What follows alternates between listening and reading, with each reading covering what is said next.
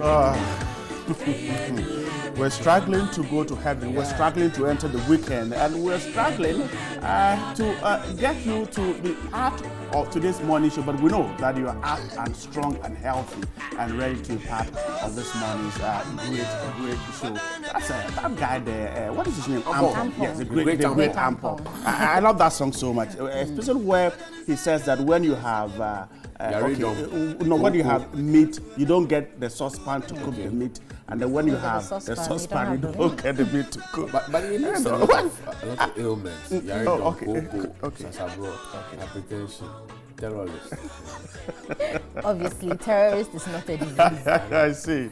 So the world is simply unfair. That's all I've been saying. But good morning. The world is fair on the show this morning. It's a weekend, Thursday, a wonderful one, because tomorrow our brothers will have a rest. It's a holiday tomorrow. The excitement is already boiling up, and I am so excited because apart from a Muslim holiday, it's boiling in Teshi over the weekend. It promises wonders, I tell you. If you missed last Saturday, don't miss tomorrow's and Saturdays. All right, welcome. The team is ready. Amma is here. Johnny is here. Good morning. Good morning. Good morning. Right. And it was very cold, honestly, I have to confess.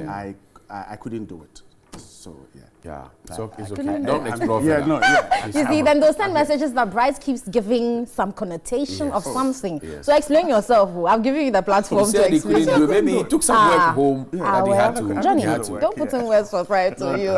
Anyway, good morning, guys. Thank you once again for joining us right here on New Day. Promises to be an exciting show from 6 a.m. to 9 a.m. So don't change the station. Of course, it's myself, Bright, and Johnny. And we promise to give you a good day. So be with us. Interesting. SNIT matters arising. It's never stopped, and more things are coming up as the days were on. Yesterday, we were told that the board met, and then they had to show the director of MIS the door. But in that statement, they still were calling the man a doctor, Dr. Caliber Fagme. If you say his certificates are fake, why do you keep referring to him as a doctor? I don't know. But I think they're just used to it. No, I think SNIT is not thinking right. Apologies, but I don't think they're thinking right. If you say the man doesn't have what it takes to be addressed as doctor, and you write a full statement right after your board meeting, and you call him a doctor, then my pensions are not safe, because if you can still know that it's wrong and still call it right, then how are you managing my pensions? And for me, yesterday, I was thinking about it. I was so worried that, okay, is my future safe? I don't know. Maybe you're not too sure. I'm not too sure, because if you say the man's certificates are fake, and so you have sacked. But that's why our money is there. It's not about the money being there. It is there. You know that, but you don't know for a fact that it is there. You know, the SNIT irony is that you are the investor who cannot speak about how your money is being invested. That's the SNIT irony. SNIT irony number 2 is that they will put your money and build flats supposed to be affordable, and you one whose money is being used, you can't afford it. SNIT irony number 3 is that they're supposed to be social security national insurance trust. Are they social? I don't know. Are they secure? Can they insure? I don't know.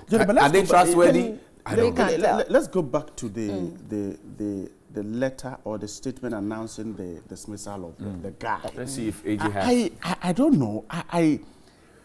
Based on what is SNIT? AJ should turn on the WhatsApp phone so we're able to. Dismissing the guy. There are a lot. I mean, that his certificates are not. I wish AJ would so turn based on what are the certificates fake? Based on the response I think they've gotten so far. I don't know how they got their responses, but that's where my worry is. But Business Ghana wrote to Georgia Technological University, and they said that he's never been. That's a newspaper. That's a newspaper. Right. So I hope SNIT is not basing what it has done on the newspaper report. Now, an investigation. If they did, I would be very surprised. Yes, an investigation is ongoing. It is not concluded. PwC is investing in one side of the whole argument. Yoko is on the other side. I am not sure if Yoko has finished its investigations on Dr. Faglo, and so I would hasten slowly because based on what is SNIT dismissing this guy, is it from their own investigations? And if you're listening around, the man says my certificates are genuine and I'm going to court. It's here on 3news.com. So I've been thinking about it all night. So Dr. Afaglo or Mr. Afaglo, whichever way you want to address him. Fine, very handsome man. And he has photochronic spectacles like mine. Very sweet, you know. Anyway, says dismissed general manager for management information system at SNIT, Dr. Caleb Afaglo has initiated processes to compel his former employer to reinstate him. And battle Dr. Afaglo has subsequently instructed his lawyers to seek legal redress on his behalf for the supposed wrongful dismissal. His counsel, Charles Owusu, in an exclusive interview with TV3's Eddie Kwabi, confirmed that he has received authorization from Dr. Afaglo to drag SNIT to court. Mr. Owusu insisted his client's degrees are genuine and could not be the basis for his dismissal. He said reports about the sacking of his client came to him as a surprise, noting that 2 years ago, the board at the time vetted and verified the same degrees that are being questioned now. Lawyer Charles Owusu was emphatic about an imminent lawsuit that would oblige SNIT to reinstate his client. We're shocked by this development because we thought Iyoko was still investigating the matter. So why would the board do this? And it goes on and on and on. So that's the key thing. Dr. Afaglo had earlier indicated that he had a BSc and MBA from Georgia Institute of Technology and a PhD from Kennedy Western University. However, Johnny, the Iyoko commissioned an investigation to ascertain the authenticity of his doctorate and his tenure in previous organizations, which, with the suspicion that he was unqualified for the role he occupied. Okay, Johnny, so you see, if you watched the newspaper report, the two investigators you mentioned were different from what the newspaper published. No, they confirmed only one. No, they confirmed only one. But I didn't see any of the... From the Kennedy University. Yes, or from but Georgia. I think that's the one that he said closed down. What the paper checked, what the website checked yesterday was for Georgia Institute of Technology. Right. But the PhD is supposed to have come from Kennedy Western University. Exactly. So the BSc and MBA are supposed to have come from Georgia Institute of Technology. Okay. And according to what the business, Ghana News, said that, well, he's never been a student there. But here's his lawyer saying that his client says it isn't, they will institute legal action. Let's see how. Okay, so we'll leave it to the court. SNIT has stepped in. That's how we are asking questions based on what was he dismissed. So we'll wait and see how the law court will deal with it. But it's getting murky and murky. I am hoping we'll get to the end of this whole thing so that, like Johnny's been saying, pensions. I want my pension to be safe. That's all. I want my pension. But this morning, when I got up, I made sure every member of my household was in his or her room, just to make sure that they've not been caught by the CID. Okay, yes. I mean, CID is calling people. Yeah, CID is. When I had checked and every room was occupied, I left home. To leave. Yes. But now that you have left home, do you know exactly what will happen after you leave? Or you just want to be sure that before you left home, they were safe. Interesting. Tilapia has his own way of putting this together. And it says, he who alleges must prove. That's the maximum, one of the 8 maxims of equity. He who alleges must prove. And that says, he who comes to equity must come with clean hands and all of that. So it just looks like the two deputy chiefs of staff, Abu Jinapo and Mr. Senso, and that's more like Kennedy Japan, right? Yeah, Kennedy Japan and A+. Okay. So they have what do you call magnifying it? A magnifying glass, and that's the CID there, of course, with their spectacles and their Rambo style kind of dressing. So he who alleges must prove, and they say something there. Why are these people not speaking? I don't know why. I mean, and why are they just in dross? You know, Tilapia has a thing. Tilapia has just given them. So is this Whitechapel or Kevin Klein or what is it? Jenny, yesterday I was thinking about this thing. I was asking a few questions to people that we had met and were talking. Now we're asking that if I'm a businessman, especially with Mr. Kennedy Japan's accusations or allegations that someone wanted to see the presidency and he was the president and was asked to pay some $200,000 before. I was asking that if I'm a businessman and I have money from Ghana and I carry the money to the United States and I want to do business, would I have to go and see Donald Trump before? No, definitely not. It's a bit worrying for me, especially when what Honorable Kennedy Japan said means that if you're a businessman and you are coming to Ghana, you have to go see the president before you can invest? Is that? I'm thinking, right. I mean, for us, we have the Free Zones Board, we have GIPC, we have the Ministry for Trade and Industry, we have Ghana Export Promotions Council, and all of those institutions that we've set, and we're paying people to work there. Right. Why would somebody need to go and see the president? Before setting up a business. For what? I was thinking about it. There's Minister for Business Development. Exactly. So what? For what? Why do you need to go to the Flagstaff? Has the presidency become so ordinary that anybody just walks in there? I don't know. Perhaps that could explain why the Ghana 60 emblem at the Flagstaff Junction is broken down for more than 6 months and nobody is concerned about it. And that's sad. If it is indeed the case, then all our efforts to attract investors will get to nothing. Because, look, we know how our system works here. People will go in between the president and the business community and dubiously take money, okay?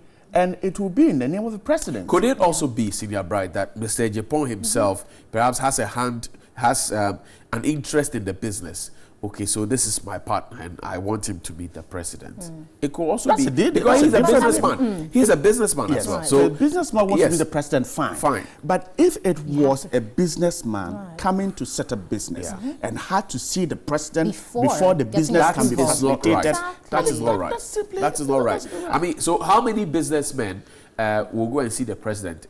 Does it depend on the level of investment you want to push into the country, which will give you access to the president, or what? We have so many government officials, so many of them. So then is that the new role of the president, to be taking on this job of every businessman coming to see him, in addition to what our problems are that he's supposed to see to? That's a point. Then what do the other people do? Let's wait and see what the CID will do. Yes, but for me, the CID should also, there are so many other issues that have come up, corrupt issues. Why is the CID just focusing on this one? Why did he take the president to alert the CID to? Because the president, I remember at their inauguration speech, and also following that the Workers' Day speech, he said the police should act. He has told them. So why did they take the CID time? Are they now alive to their duties? Okay, so if they are alive to their duties, the other things that have happened in the past, are they going to investigate? They should. Okay. Backtrack and investigate. Exactly. Are you backtracking our job is to keep asking questions. Yes, we'll be asking questions. Maybe we should say good morning. So, Director of CID, good morning to you. IGP, Mr. David Asante Apietu, good morning to you. Mr. President, have a lovely morning this day. It's a weekend. It's a weekend, yes. And the president at the conference, he said that what people said he should rest, and they thought that he was an old man and all of that. And then he tapped his wife like that. And that was the first time I saw his wife laugh. The president is a guy, man. Mr. President, how far? God. I think she herself was taking her back anyway. And she also tapped the president back. I mean, Auntie Becky, how far? Good time. Auntie Becky, how far? Good morning to you. How far? All right. Yeah. Okay. Anyway, so let's start off with Daily Heritage. It says fire service shames accusers over 1.5 million CD welfare fund. Also, Afote Abo Hot asked to resign for accepting chieftaincy post. And then finally, Queen Star holds free health screening for aged and widows. That's on page 5. Okay. So the fire service is back the and welfare forth. fund was it missing? Like the EC's own, and it's been found, or what? Well, I guess the retired service personnel were blaming the CFO, Dr. Albert Brown-Gaze, but he says he's never been a signatory to the welfare contribution. Okay, so that's a story that was on CFM yesterday. Yes, the senior retired officers. And you see, this is exactly yesterday what I said. Look, if the senior fire officers have evidence to prove that the man has done something wrong, let's break one allegation, one evidence. It's as simple as that. He who alleges must prove. But you see, if he's not a signatory, as a story is suggesting, then who is responsible? But for these security services, and I can say this because my dad worked, in a uniformed environment. These security services, they have their retired officers associations. Right. Okay. So that's one wing of it. There are 7 officers, a representation of the 7 officers who are also on that welfare board. There is the boss. if he had been the army, it would have been a CDS or chief of army staff, whichever it is. But now he's a CFO who also sits on it. I think somebody from the Interior Ministry and all of that. It's a combination, like full board. So there are signatories all through. Why are they just singling out the chief fire officer and trying to buff him with? So he said he's never been a signatory. Yes, so, but so if any money's been taken out, he has no idea how. He couldn't necessarily have. And in fact, if it is your money, you have a chairman for the retired officers, blah blah blah. He would be a signatory. Then perhaps you have their secretary and the treasurer. Usually that's what happens. So I don't get it. Why? I mean, they should bring the evidence so that we know. All right. So let's see what happens to that. We hope. So I think, Johnny, you mentioned yesterday that rightly it looks as if they're attacking the person rather than the issue. Because, like you said, if he's not a signatory to this welfare fund, then it's not him you should be targeting. You should go to the people who manage the fund. Or they were expecting him to be a middle-some interloper. Let's or Fifi is him. But is the MP indeed hot? Nia the man they call the lion. Yeah, lion. Is he indeed hot? Well, I mean, if as we said yesterday, look, if he's accepted the chieftaincy or the regency, he can't. The constitution is very clear on not mixing and matching the two. He can't have traditional powers and have legislative powers as well. So he must decide what he wants to do. And as he's going to accept it, he would just step aside. I foresee a situation where the Constitution is silent on this. I mean, what I know is the Constitution is clear about it. Chiefs, traditional rulers are not supposed to participate actively in politics. Right. Now, he is a regent. Exactly. So it's vague because technically a regent is not a chief. And so per his definition, but you see, you know, the regent is like the ambassador at large position where they could ask you to go and perform here does it make in a certain capacity. Yes, if you are performing in a certain capacity, what does that make you? So I'm sure the lawyers can have said, the lawyers, our friend the lawyers who are watching us now, explain to us what it is actually. Because the point is that the Constitution is clear that chiefs cannot take active role. He is a member of a political party. He will stand on a political party campaign platform to push forward agenda. If his government comes into power, he may be appointed, as was in the past. He was appointed regional minister and all of that. And so how will he dichotomize the two functions? But for now, he says he won't run for MP again in 2020. Yes, but until then, it is clear. Parliament is just started. It's just 1 year or nearly 1 year. So 3 years gone. Is he going to break the law? If that's what the law says, is he going to break the law? Who is a regent? So if you are right, you see, the point is that if you work in a setting, within a certain ambit of the local scene, and this from the layman's point of view, even if you are not Shami, you possibly cannot be looking at getting this. I don't know, but I see if you are not Chami and an Ochami who wants to go to Parliament, what is it? Like Nana Fredia Oforiata, who would want to go to Parliament? Is a regent the same as perhaps a heir to the throne? He's a de facto chief. I mean, he stands in. Yes. It's like Johnny said, he could be called to stand in for a chief, to become a chief in the interim if something happens to the chief, which he's doing, you know. So if nothing happens to the chief, and then he's there. He's regent. Yes, but he will be sent. I mean, if the chief cannot, like for example, the English alata Manche, Dio Blempong Kojaba Bio the fifth, who is 97 getting on to 98. If there's a function around, there is certainly someone they are grooming for that position. That person is either a regent or the heir to the throne. Beautiful. Can that person do active politics? No, I'm saying that. So that person who now represent him, if they have a function, say at Tema, and the chief cannot go, and then they send him to go and represent, at that particular place, he's playing the role of the chief. But is he a chief? Well, I mean, if he's playing the role of a chief, he's an offshoot of the chief. So there's because once they pick you, they will put that filly on your hand. They will do all the rituals for you. So our lawyers should explain to us. They definitely yes. Okay, we are using a layman's idea to explain the thing. Yeah. But our lawyers should help us. Send us a WhatsApp message 050-823-5228. That's 050-823-5228. Let's get it. Is a regent a chief? Can he do active politics? So Nilaya Fotiagbo, can he do active politics? We want to know. Anyway. Should he leave Parliament? Let's touch on another one from Daily Statesman. It says $10 million deal to rehabilitate Western Rail Line. Also, chronism in SNIT chop chop. How manager's girlfriend got $72 million contract. Then finally, be loyal to Ghanaians, not parties. President tells NCCE. Interesting. Makers fearless. I can't. I don't know, but nothing on that story interests me than the one on the Daily Express that drivers are still buying tabletop fuel. Yeah. Johnny, have you been buying? I've seen some. I mean, it's amazing how they measure it. I mean, with all the dust and the dirt, and you just toss it into your engine.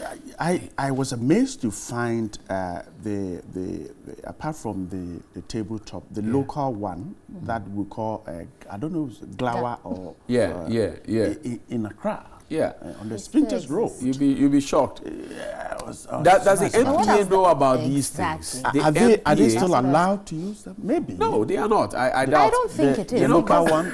Yes.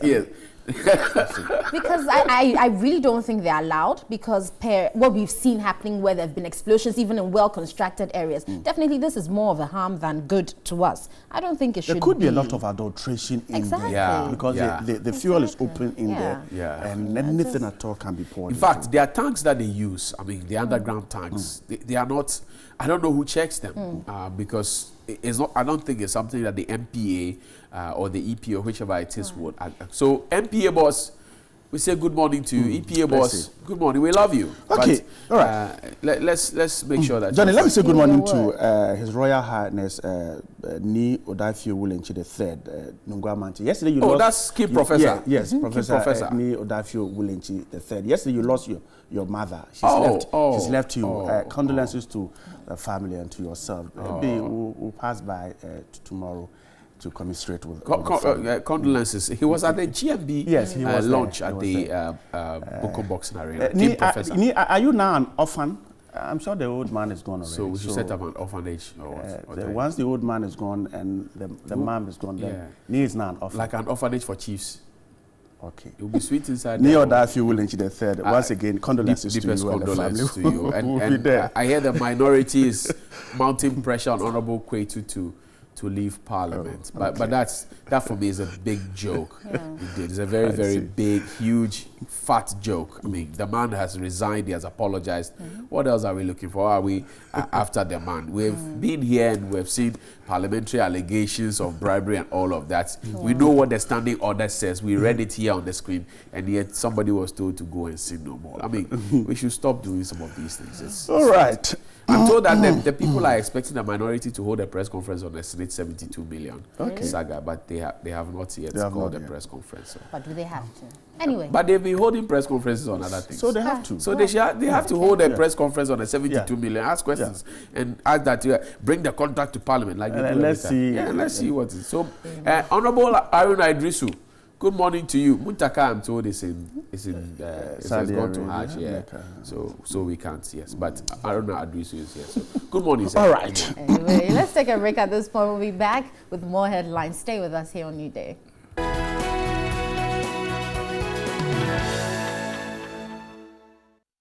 Hello, good morning to you. My name is Anthony Jackson and I'm here with some more news. Now, the board and management of the Social Security and National Insurance Trust has relieved its MIS General Manager of his position with immediate effect. The Board of Trustees at a crunch meeting on Wednesday said evidence brought before it shows degrees presented by Dr. Caleb Afaglo were fake. Here's a report by Komla Kluche.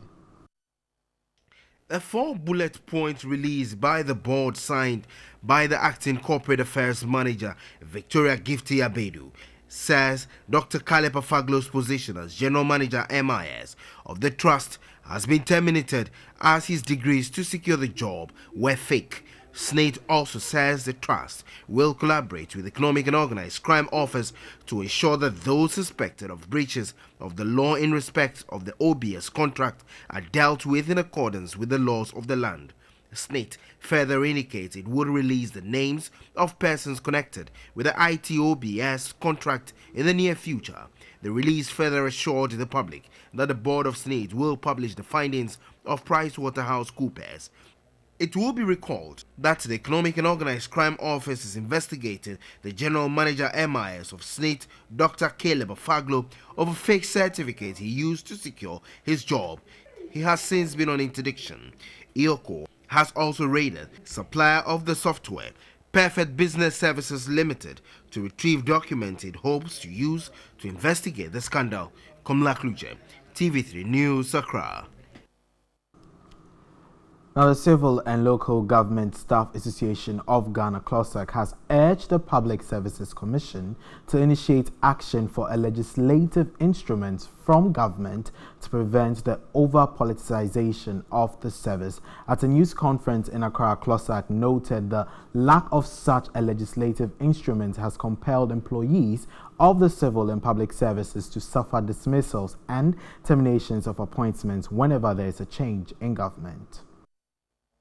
CLOSAC recounted Article 94(3)(b) of the 1992 Constitution, which debars employees of the security agencies, staff of parliament and audit service from contesting for political positions. According to the law, those who wish to contest for any political positions should resign not to compromise the civil and public services. CLOSAC's major concern is the dismissal and termination of appointments of very same people the Constitution prevents from politics whenever there is a change in government. The Executive Secretary of CLOSAC, Isaac Bampoado, has therefore called on the Public Services Commission to ensure a constitutional amendment to protect public officers. The constitutional instrument, or CI, demanded by the Constitution to enable the Public Services Commission to make regulations for the effective and efficient performance of its functions is not available 25 years after the promulgation of the 1992 Constitution.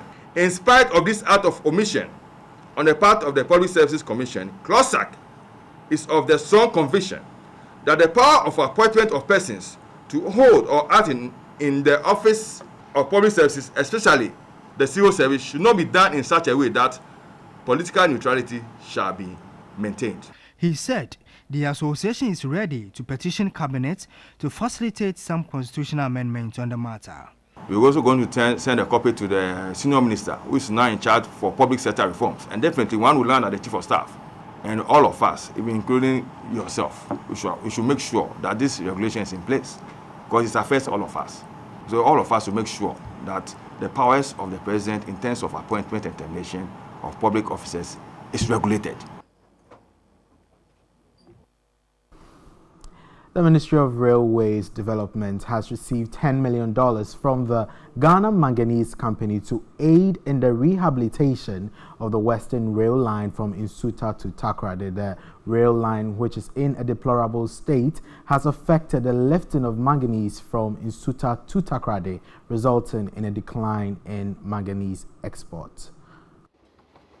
Available data show that the rail sector commanded over 70% market share of freight and passenger transport in the country during the colonial days until the 1970s. It also carried over 2 million tons of freight and 8 million passengers annually in the 1960s and 1970s. The 340-kilometer Western Rail Line, which facilitates the haulage of manganese, bauxite, cocoa and other bulk commodities, is in a deplorable state. This has affected the transportation of manganese from Nsuta to Takoradi, contributing to a decline in manganese export. The $10 million is a forward payment freight measure given to the Ghana Railway Company to repair the line. The rehabilitation process includes replacement of wooden sleepers to steel sleepers, among other repair works. It is expected to be done within a 7-month period. During this time, the rail line will not be totally closed. However, the tonnage of manganese which will be transported will be reduced.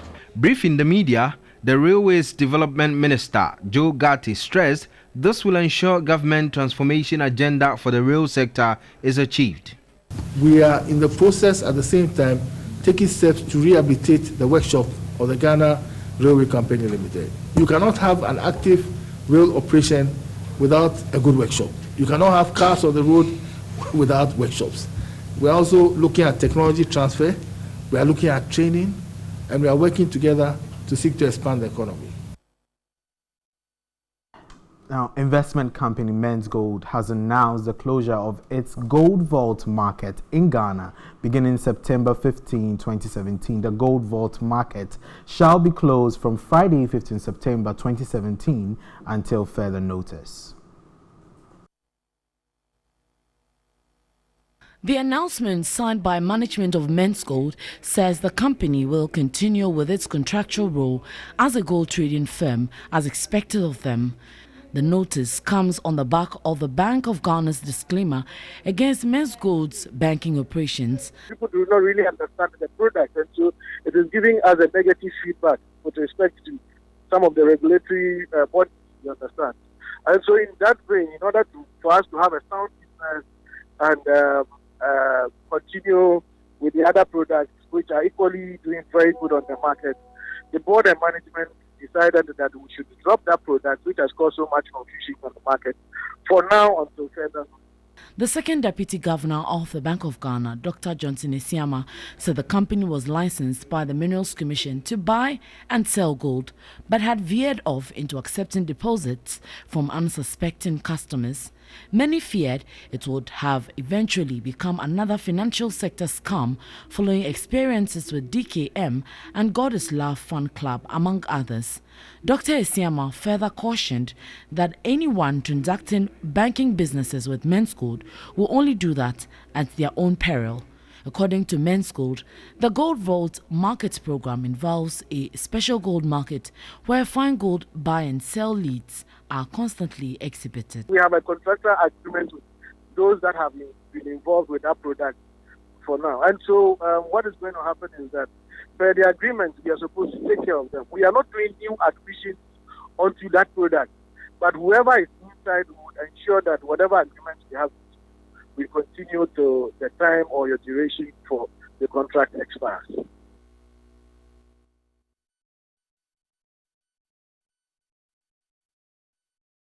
Oh, thank you for allowing me into the privacy of your homes. Okay.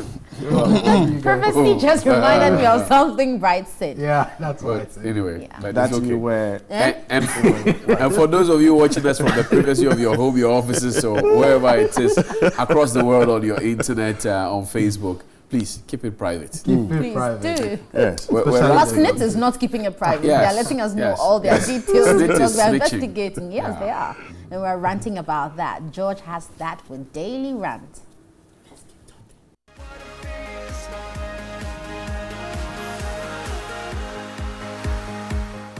Fresh details emerging from the Snit scandal reveal that the interdicted IT manager, Dr. Keleba Faglo, forged his educational certificate. Meanwhile, the Georgia Technical Institute has come out to say they have no records of him.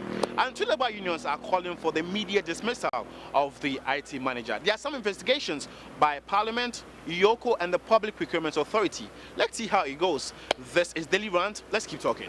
If they can spend $72 million on a software that's manufacturing and even not workable, to me this even seems like just a tip of the iceberg. Yeah. Perhaps there may be more rots in the trust that we are not aware of. Because honestly speaking, Snit receives a lot of money at the end of the month than it actually gives out. Yeah. So they just sit on the money and just embezzle our money without any proper, they don't do any proper allocation. I don't even know how they are using our money.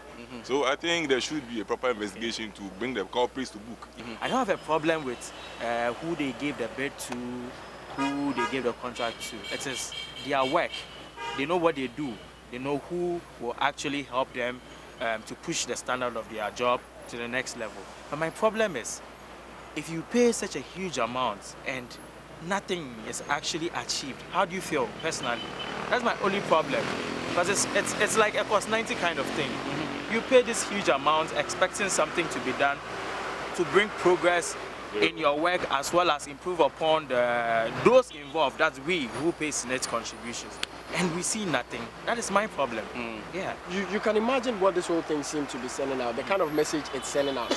These are people we are supposed to be trusting. That's why we call them trust. We are trusting them with our funds, that they should, invest it properly. They should use it well, wisely. They should utilize our money judiciously. You understand? Some amount of diligence should be put in every kind of investment or whatever venture they are going into. We don't have a problem if they want to spend. That is okay. But we should realize some value for money. How can you go and buy software which is malfunctioning at a price of $72 million US? It was 66. So the maintenance and let's say other, you know. George, you know what I'm talking about. This is not good. I mean, I'm wondering what the citizens are going to be thinking. Exactly. What is going to be going through their minds? Yeah. So all this while we pay monies to you, and this is what you do. You see, you are indirectly sending a kind of a loud message out there. And at the end of the day, it might end up, you know, it will go down, it will trickle down and affect a lot of things. Exactly. It will affect the psyche of the people. It will even affect the way that they do things, especially even with taxes.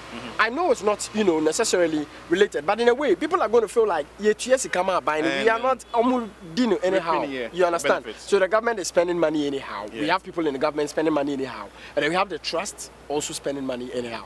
It's bad, completely bad, it's condemnable. Absolutely just ridiculous and not right. It is good that investigations are going on. All these things that we are just mere allegations. We are only waiting for IOCO to come out with a report.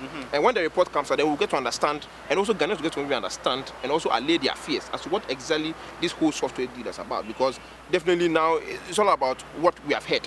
But we now need to be sure from the report that IOCO will come out with whether indeed there was some financial malfeasance or not, or what really entails the software. Because for now, it is just a mere airwave or mere comments that okay, that is what it entails. But when IOCO brings out his report, it becomes authentic enough. I'm sure we'll get to digest what really that amount contains. You see, but from our microscopic checks, we know clearly that that amount, the software alone, is less than $10 million. So many things. I'm saying that from our microscopic checks. The thing is that from what we have checked, but the point is that we will wait. No, hold on. We are waiting. Hold on. This is drama. Hold on. Let me land. I'm saying that. Let me land. The former boss himself has admitted that this was it's not necessary. No, it's not necessary. No, it's not necessary to be. No, you need to let me. No, you need to let me land. Let me land.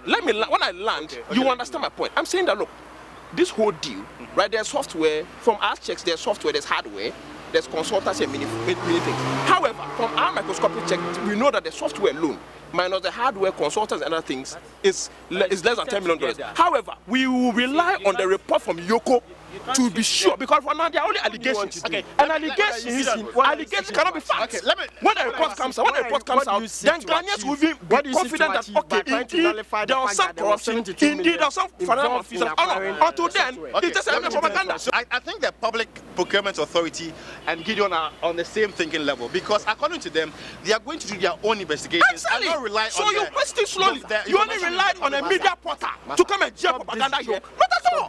Let us wait for the report. We must believe in the system. Where did you get the information from? I'm saying that let's wait for the report from the IOCO. When they bring it, it will allay the fears of Ghanaians. Ghanaians will go and get to understand what this is about. But today you are just unfortunately, what everyone is trying to say is the software costs this, the works around the software will cost this, the maintenance will cost this. But if you are dealing with contracts, it's in entirety as a whole. Exactly. You understand? So I give you this contract for this number of years, maybe 2 or 3 years, it costs this amount. So if you go in deep into it, you realize that this software costs that. The people working, I'll pay them this. The duration is going to cost this. But then you pay them as one deal. You understand? So just making it individually, on an individual basis doesn't make it right. From what we read online, when you go to Ghana Web and I think your station, city, the initial cost of the software was even $34 million before later ballooned to 66 and now 72. So you coming out to say some microscopic research, I don't know where it's coming from, to tell us it's less than 10 million. It's like you are trying to insult our intelligence. And even the chief executive officer of Public Procurement Authority, Mr. Jenny Barton, he is saying those found 5 years. It's too short. That one is too short. Are you aware this year, right? $97 million already has been signed with a PPA. Are you aware? Are you aware? How about that one too? We must wait for the details. And I'm saying that when they report the report, when you complete this report, then we can be sure that it will allay the fears of Ghanaians. Well, now it is just allegations, propaganda, dissonance, discord. Let me chip in. Talking about reports. I know the Parliament is going to investigate this matter. Public Procurement Authority is doing that. And also, Iyoko is also investigating. But there's this friend of mine who has this conviction. It began with this. This is exactly what I'm trying to. This is what I'm trying to do. Then why are we here? We're looking at the contract in how much money was in acquiring then why are we here? It is laughable for you to think that we shouldn't go home. Let's go home. Less than 10 million. Then we should go home. Your microscopic. Who are you? Who are you? Microscopic. Who are you? Like 5 years for guilty officials. We have empowered them. We believe in them. If they believe it is 5 years for them, let them give them 5 years. I can also go and chop the money and go for 5 years. 5 years. I mean, maybe I can do that. Maybe not the boss. The treatment they might receive there. You wouldn't receive it. Forget if I'm able to get $5 million and I go to prison for 5 years, even if you are for 35 years, actually got the 5 million. What shows he actually got the 5 million? Okay, you have a point. Even if we believe in our courts, let them do their job. Okay. The point is they've wasted our money. If they have to be punished, let them be punished. If we need our money back, let them give us our money. Okay. The point is, even if they have to spend their entire life for 35 years working, I don't even think they can even make up to that $5 million. I mean, honestly, that 5 years jail term is just too short. You can't predict. People will just say the jail term, go and serve and come back. With this whole development, one person that is at the center is the interdicted IT manager. But you know what? I hear with his doctorate degree, we went to Georgia Technical Institute, and it's like they don't have any records of. I didn't go there. But Georgia has come out to release that they don't have any records. You know what? And so how easy is it to I'm sure Gideon will be interested in nullifying that argument. I'm happy. Seems everybody let him nullify. First of all, it is poverty of ideas. It's poverty of ideas. And when our colleagues here don't even read any documents anymore. There's a 15-page document that it tells in total. You don't read.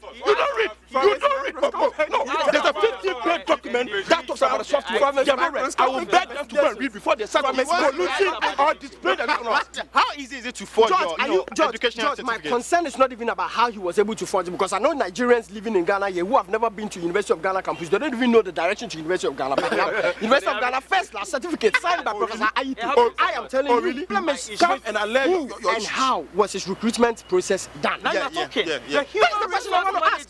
Discussions on the SNIT scandal seem not to die out anytime soon, as each day brings new revelations. This is what we discussed today. Let's know your views on this whole development. Log on to our social media platforms. On Facebook is News on TV3, and on Twitter is News TV3. Our WhatsApp line is 050-823-5228. Just send us your comments, and we're always ready to read them and share them with the rest of the world.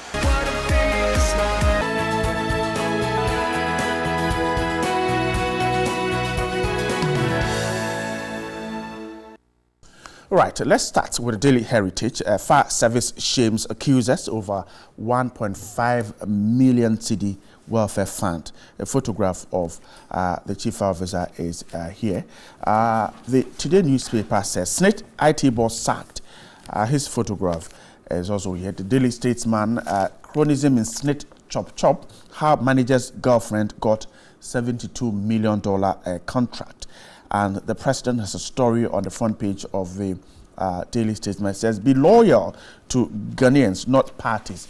He was speaking to the National Commission for Civic Education. The Daily Guide, EC boss blows $71 million, 249 million cedis. I guess that's the equivalent in city without approval. That's the story on the front page of the Daily Guide. CID boss probes boys, Nana boys over corruption, and the SNIT story is also captured. The Ghanaian Times has IMF extends Ghana's program for 1 year, gives thumbs up to the economy, and the NewDay says BNI foils coup attempt at Ghana Water Company Limited, and the President, Chiefs of Staff under probe. Those are some of the stories I have with me this morning. My guest to do the talking is a lecturer from the senior lecturer from the University of Education, Winneba, Dr. Ahmed Chenapo. Good morning. Hope you're doing great. Thanks for joining us. And then a legal practitioner, Clara Cassati, is also with me. Good morning, too. Good morning. Hope you're doing great. I am. Thanks for joining us, too. Let's start with this story. Yesterday, SNIT board and management met, and the fallout is that the trust has dismissed its information technology manager, Caleb Afaglo, with immediate effect. That's according to the Daily Guide. The statement, which was issued shortly after the board meeting, asserted unequivocally that Caleb Afaglo fraudulently acquired his job by providing fake degrees. That Dr. Caleb Afaglo, the general manager IMS or MRS of the trust, be relieved of his position with immediate effect. He is currently on interdiction. Evidence made available to the trust indicates that the university degrees presented by Dr. Afaglo to secure his employment at the trust are fake. That's the statement. Again, the statement said the trust will collaborate with IOCO to ensure that those suspected of breaches of the law in respect of the OBS contract are dealt with in accordance with the laws of the land. And SNIT expects the names of people associated with the IT OBS contract to be released in the near future. The board and management want to state that they will publish the findings of the PricewaterhouseCoopers as promised at the recent press conference. So that's the statement signed by Victoria Abedu, who is the acting head corporate affairs of SNIT there. Dr. Chenapo, let me begin with you. Now, investigations are ongoing, and what SNIT management and board met yesterday, and a decision has been taken to sack the man at the center of the whole controversy. Should we be asking, based on what is SNIT taking this decision? Well, let me say good morning to your cherished viewers and to Madam and yourself. I think the SNIT issue is quite an interesting issue. Interesting issue because if you realize for the past week, SNIT has been in the news. And I describe that story or what is happening as a developing story. If you quite remember, one of the major issues that was being discussed within the media with specific reference to SNIT was the $72 million, what do they call it, software. And we're being told that some investigations was going on by IOCO, and 5 people had been invited, and even 15 witnesses had more or less been called by IOCO, and this came to the public domain based on a press conference that was being organized by the board chairman, Dr. Adukufo. Then later on, we heard that there were other quote-unquote malfeasance that had taken place within SNIT. Then within, I mean, twinkle of an eye, we hear that, look, the the MIS director has fake certificates. And I thought probably during the processes of all these investigations led to the unraveling of this new development. But you see, I work in the academia, and our job is certification. We give certificates, and we work in an institution where certification is very important. I know lawyer will attest to the fact that, look, if somebody is deemed to have forged a document, it's a criminal offense. Right. In fact, so when I hear that this gentleman has been asked to step aside or has been sacked, I think it's overly a simple punishment if it is true. That is, if it is true. And that is where your question comes in. That there's an investigation which is being conducted by IOCO, and that investigation has not reached finality. And here we are talking of SNIT board.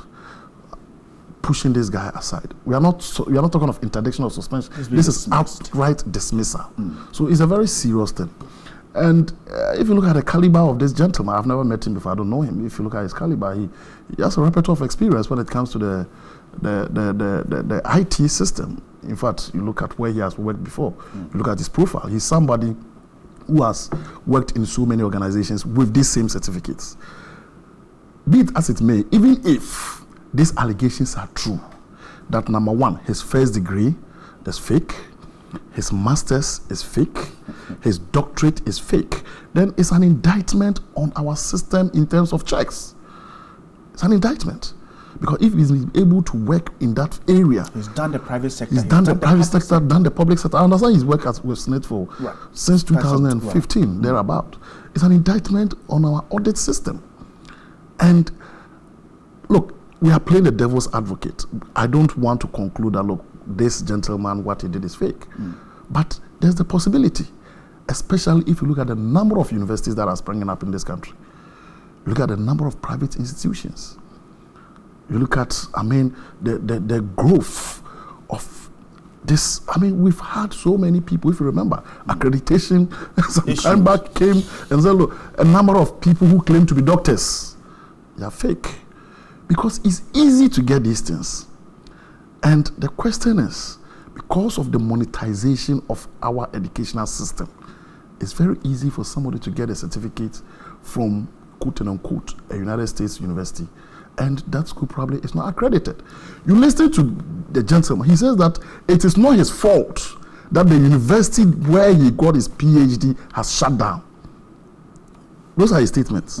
He says that the university where he got his PhD has shut down, and it is not his fault. So the question, Bright, that you ask yourself, it may not be his fault, but what kind of university are we looking at? That university grants PhD. And mind you, PhD is not a certificate that is granted by any other university. No. Most times, if you're a university college, scarcely will you be allowed to what? To grant a PhD.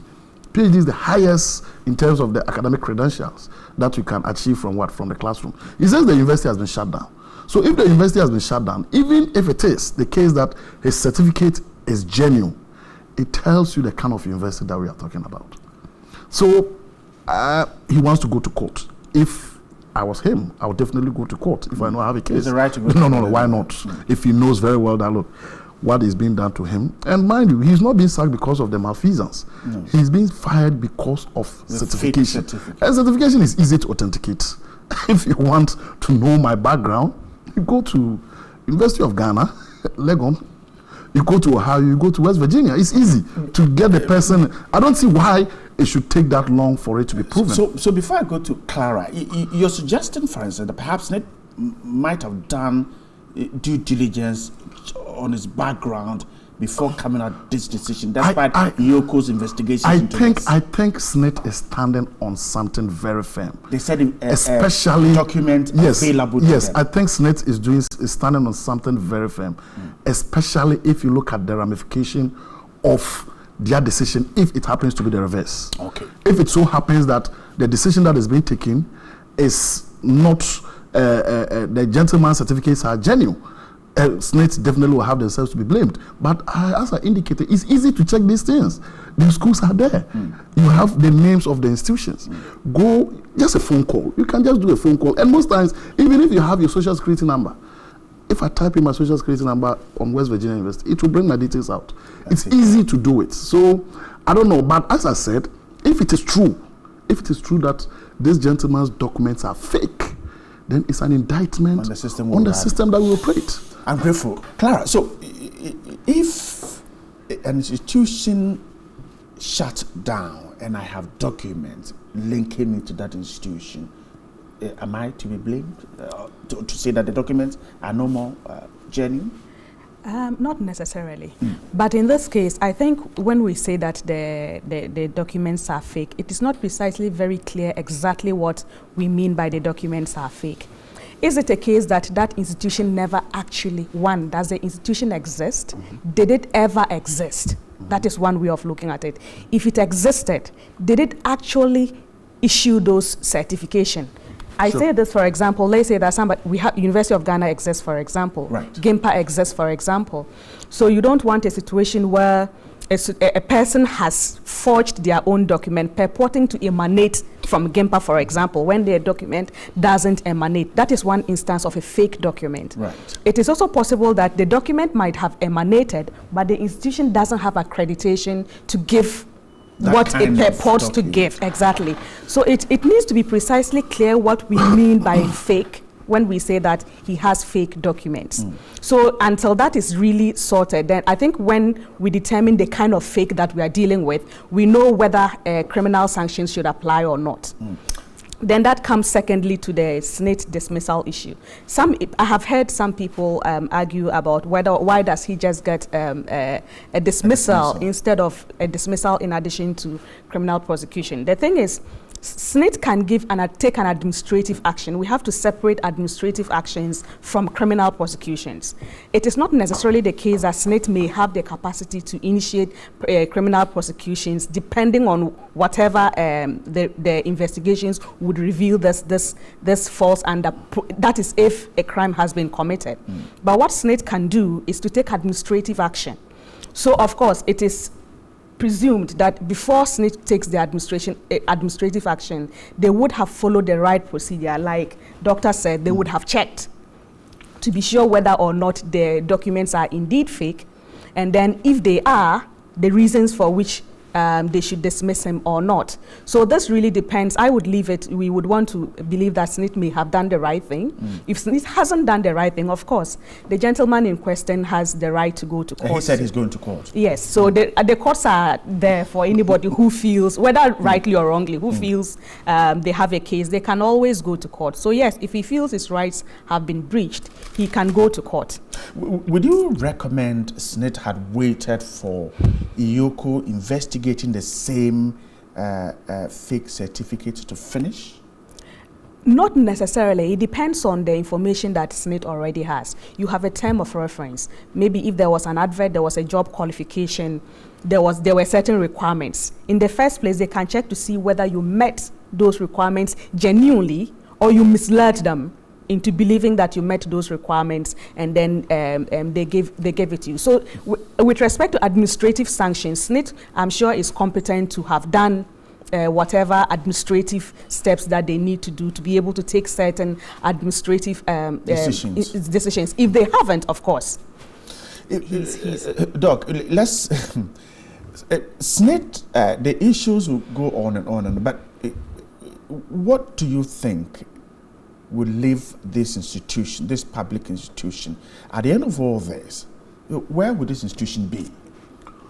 Well, I think, I mean, if you look at SSNIT and you look at pensions all over the world, I've always said that pensions, when they are well managed, becomes the best source of secured funding in terms of projects, because the average graduate leave school at the age of probably 25 years.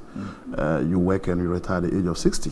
So for 35 years, you have guaranteed, what do they call it, income that is coming that can be used for investment. Unfortunately, I think most workers have not been very happy with the way their pensions have been handled. And they've not been happy because of some of these issues. Most of the issues that are popping up today are issues of allegations, and I'm a little bit cautious and hesitant to give a verdict because these issues have not been more or less they have investigated. I mean, there've not been a verdict to it because if there are allegations of somebody buying a software for $72 million, the question is, was there value for money? Was the software that was bought, was it really one that led to improvement in terms of the services of SSNIT and stuff like that? And SSNIT have done all kinds of investment, but I think the bottom line is, we seriously as a nation will have to sit down and take a serious look at the way we manage some of these state institutions. And I think one of the issues that we are going to be discussing has to do with this class act suit and whether the president, I think most of these institutions are overly politicized. And people think that when they get into those institutions, they are there by virtue of their right, by virtue of the fact that they help propel the government, the political party to get into office. So it becomes a booty, and people are not put there based on competence. That is the biggest challenge that we have in this country. There are 5,000 positions that have been appointed by the president. Some of them are positions that require certain level of expertise. Technocrats. Why can't we decouple them? Why can't we separate them? This SSNIT issue, Bright, you have discussed it so many times. And you see the nature and the manner in which it is being discussed depending on which side of the political pendulum that you swing to. Right. NDC people are defending it, and MP people think what? It's corruption. When we have a nation built on the heels of this type of what? Occurrences, there's no way that we can move forward. I think pensions should be something that we seriously have to look at it. In fact, my dad is a retiree, my mom is a retiree, and I know how much they took. I know how much they take, and I know how long they worked. Right, in this country, she is in the private sector. I work as a teacher. Ask yourself, as a teacher, I teach for 30 years. Do I have a guaranteed retirement?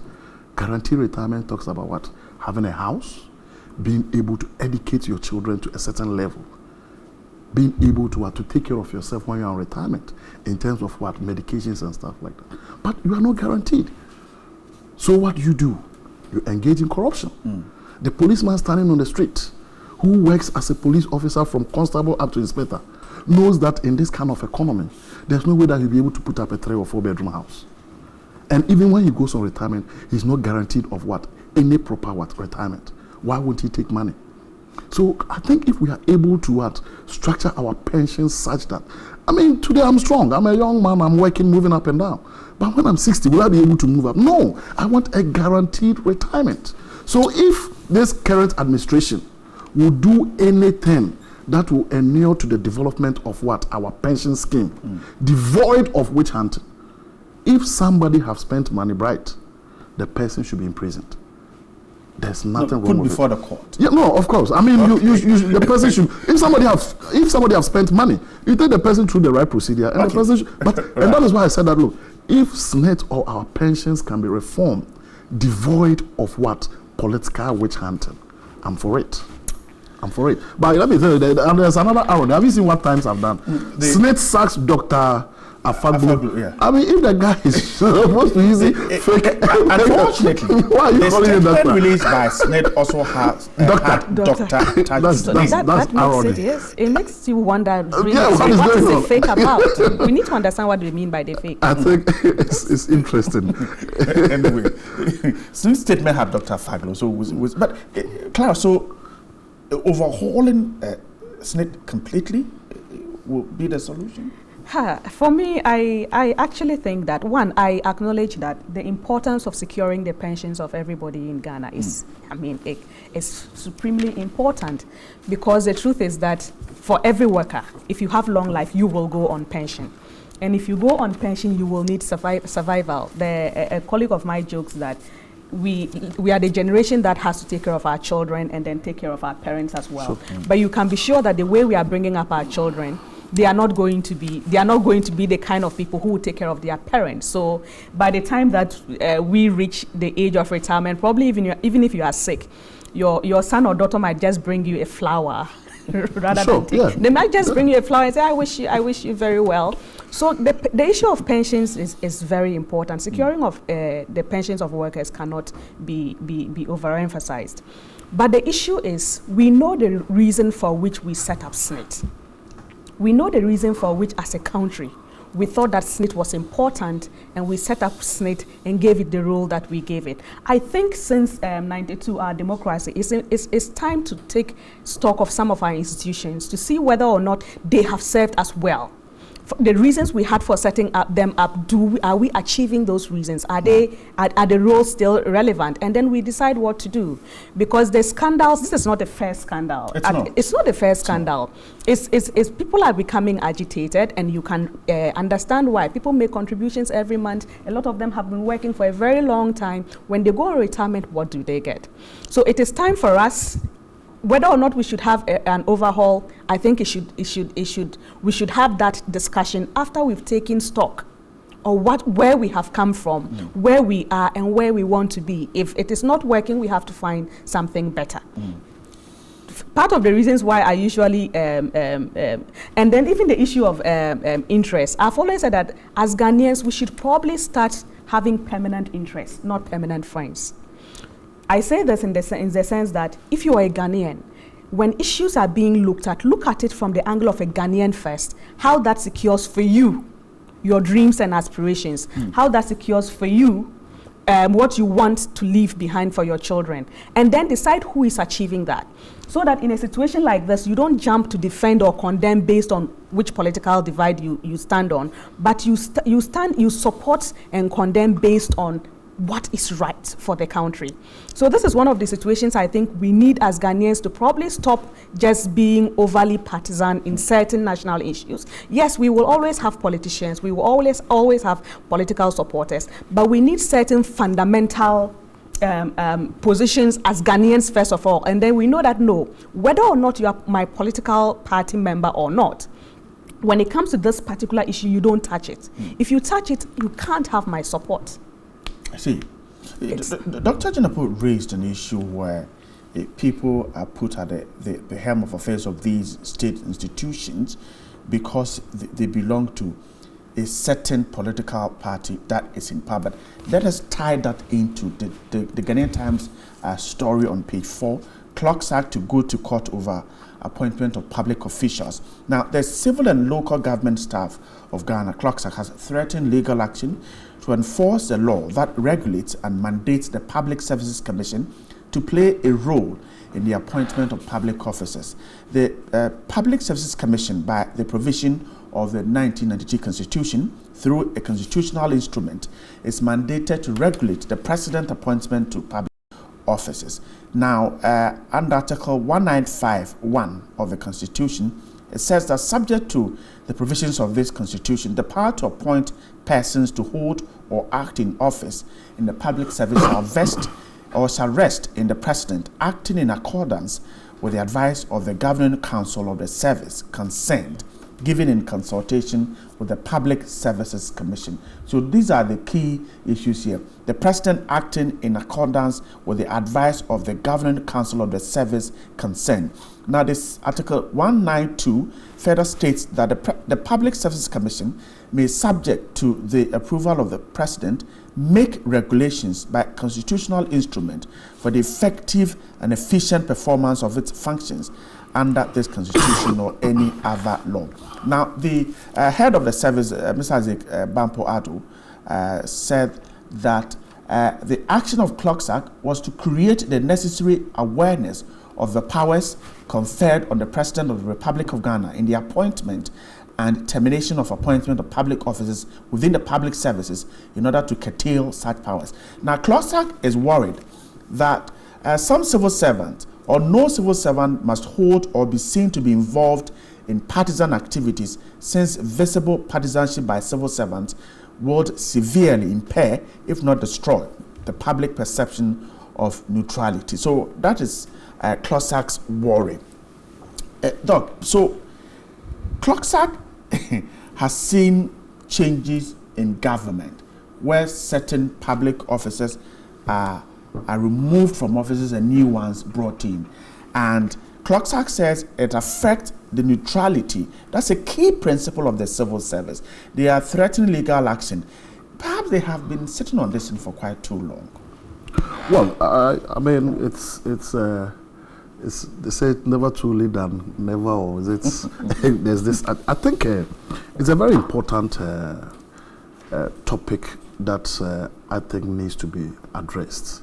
And if you look at the suit that is being, or the intention to sue by Clocks Act, it's just they want an interpretation of a constitutional provision, which states that, number one, chief executive officers or people in top public positions are supposed to be appointed by the President, one, in consultation with the Governing Council and the service concerned, and also the advice of what? Of the Public Services Commission. So what does that mean? It needs to be interpreted, because if you realize we've been in this country where people have been appointed where they didn't even have what? Governing councils or boards, we have a number of positions that were where people were appointed, because as at the time of those appointments, all governing boards had been dissolved. As to what constitutes an advice by the Public Services Commission is another thing that needs to be determined, because I've had instances where I happen to be part of a system where a top manager of a public service was more or less given his position based on an interview, and the interview was such that the Public Services Commission had a representative, the board had a representative, and other representatives, just to interview the person to give that person a job. I think beyond this issue of interpretation, which I think is very necessary, I think the issue of public servants being engaged in politics is another thing that we have to look at. I find it quite unfortunate and quite regretful. I do not have a problem if you happen to be appointed to a position on the wheels of a political party, and that party is out, you definitely will have to go. Today, as it stands, Nana Addo Dankwa Akufo-Addo has appointed a number of people to occupy certain positions. If in 2020 he's not in power, those people would definitely have to go. They need to understand that. But is that the way to build a country? That is where I have a problem.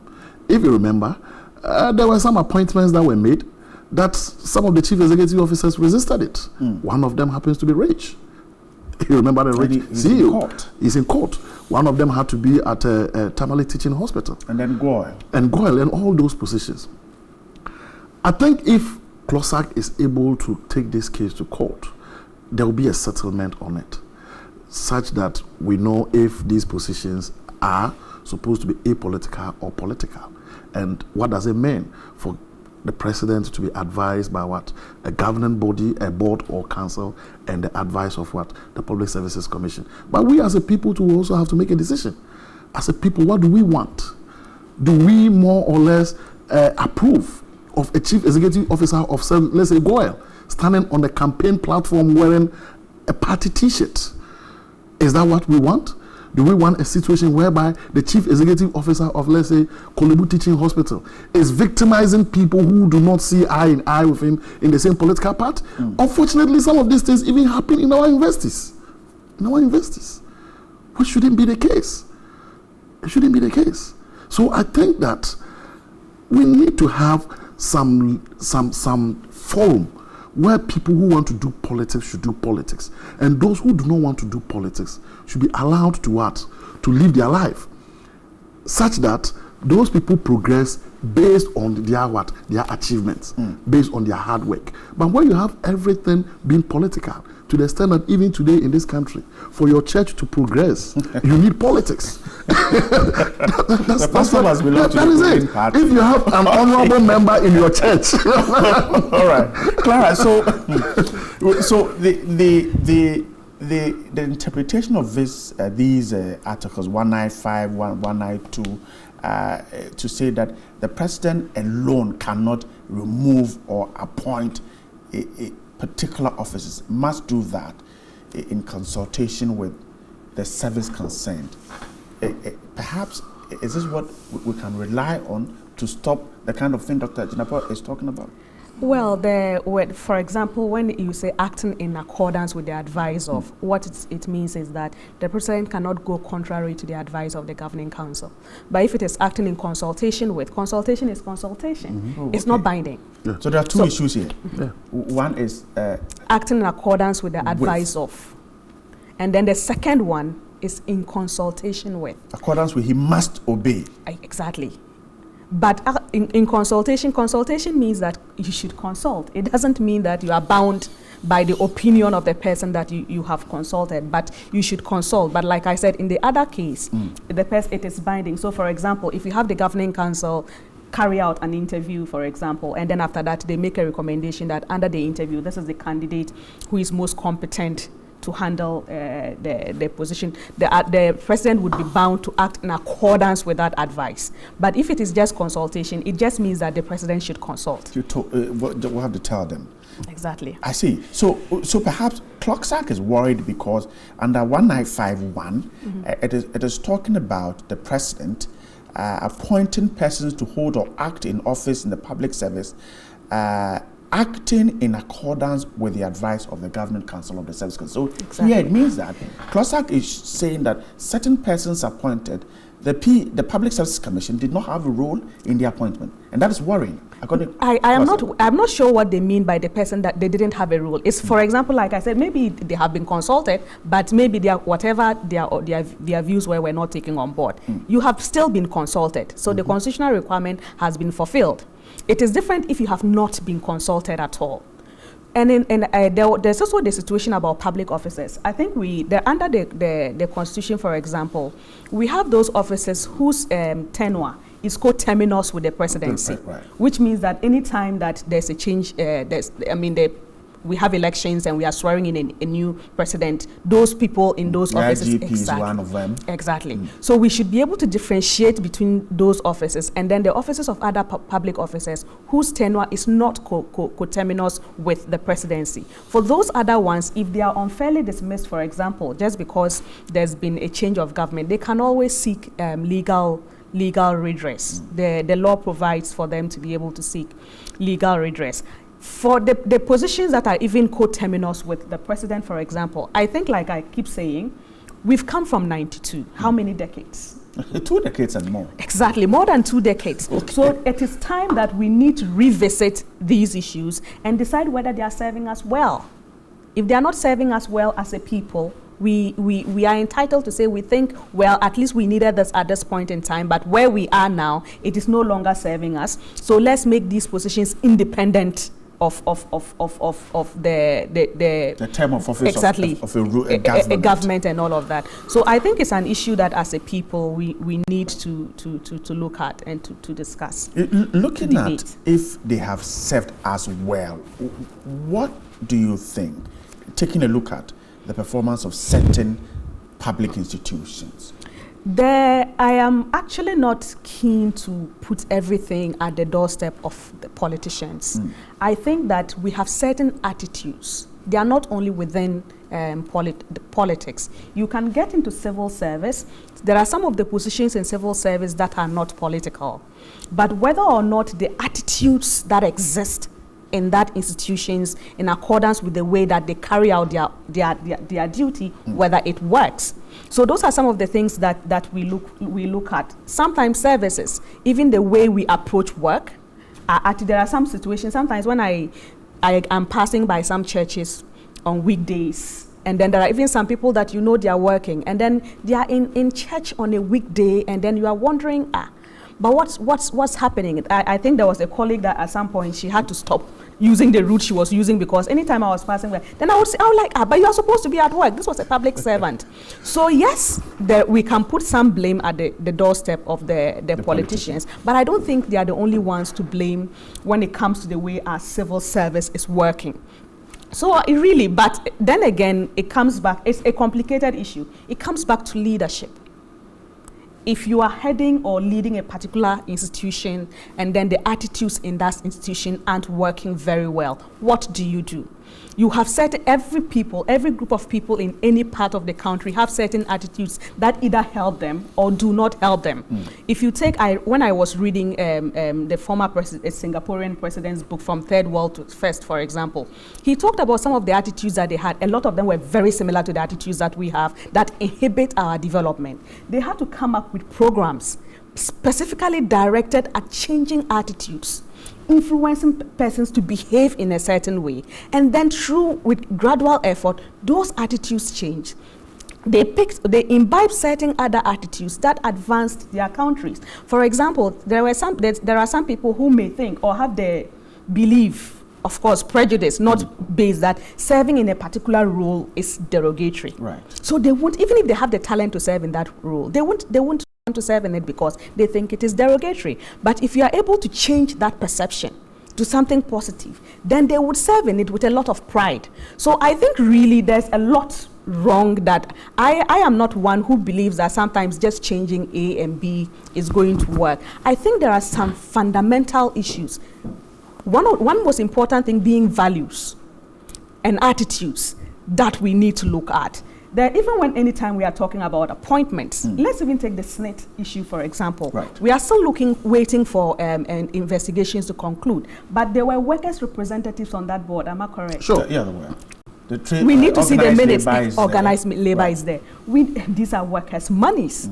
What the reason for putting organized labor there is that because it is your money, you would want to scrutinize. The question is, we need to see the board. We need to see what kind of scrutiny works. So you can then imagine that does it necessarily mean that if the whole board was appointed by organized labor, the result would be different?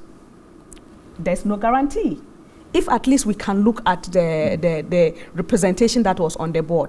So I think the issue is, for me, is bigger than just who does what. Okay. No, so going back to look at what we have done from 92 to now, this issue of he is from the opposing side, and so he doesn't share in our ideology, so we can't keep him there to work. Is it something we should buy? Well, I think this statement has even been reiterated by Nana-Addo within this dispensation, that certain individuals or personalities buy into the mandate of the people in terms of how the country should be governed.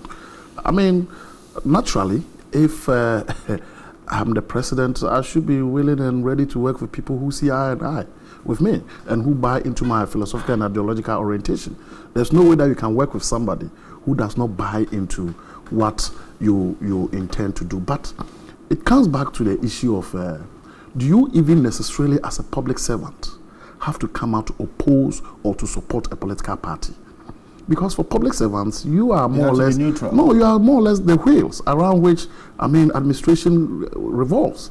So if I'm a chief director for, let's say, GOIL, and I openly come to campaign for NDC when NDC was in power, and I chastise the opposition leader, Nana-Addo Dankwa Akufo-Addo, and he wins, do I have any kind of moral authority to stay in power? No, because I lack the integrity to work with him.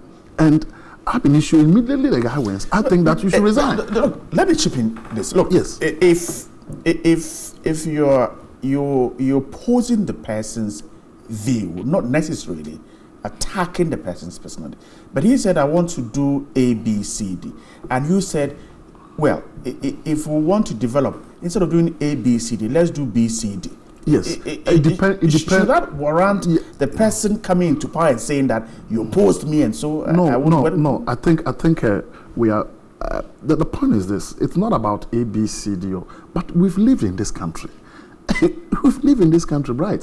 I have friends who happen to be NDC and MPP, and because they did not know which of the political pendulum that I subscribe to, who are top people, people who are in the public sector who, quote unquote, should not be involved in politics.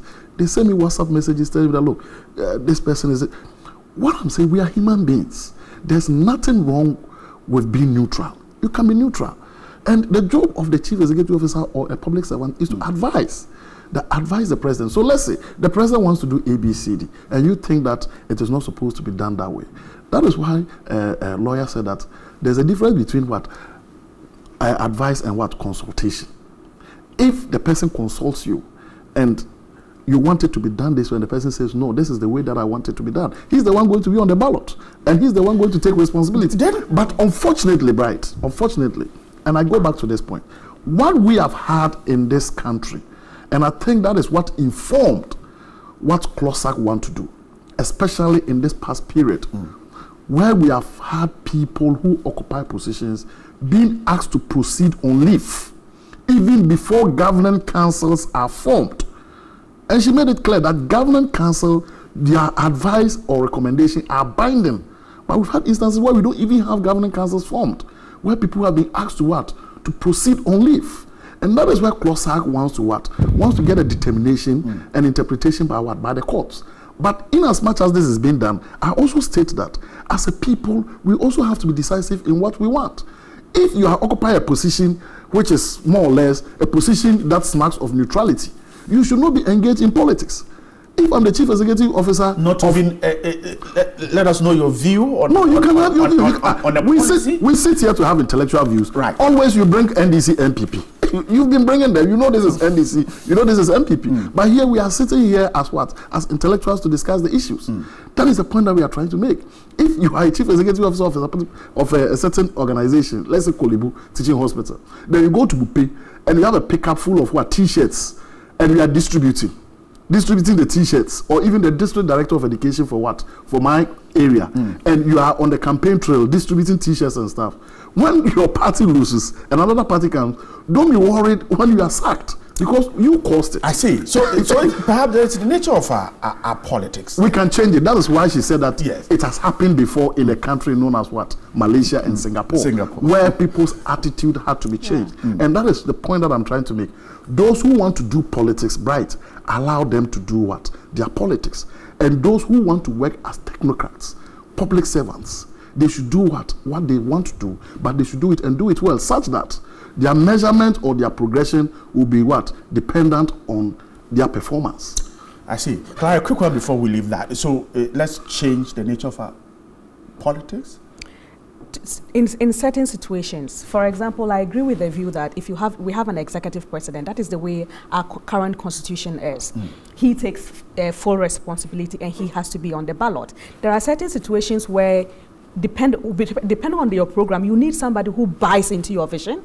You need somebody who believes in your vision to be able to help you achieve that vision. It's not all the time that you need such a person. As a lawyer, for example, if you bring me a case and professionally, I can handle your case. But if I don't believe in the justice of the case, I'll tell you that no. Yes, I can do your case, but no, this is not a case that I want to do because I don't believe in it. So there's room for the president. So the president should be able to work with other people who don't necessarily buy into his ideology. Exactly. So that is different from asking me as a tax lawyer that what is the tax position of A, B, C, D. It doesn't matter what my political beliefs are. It's a professional job. Sure. That is something that I can do. And I am one who believes that as a leader of the country, you should be able to harness all the resource in your country. All of it. No matter where they come from. No matter where they come from. A, B, C, D. No matter where they come from. Because even your opponents, your political opponents, keep you on their toes. So they have a use.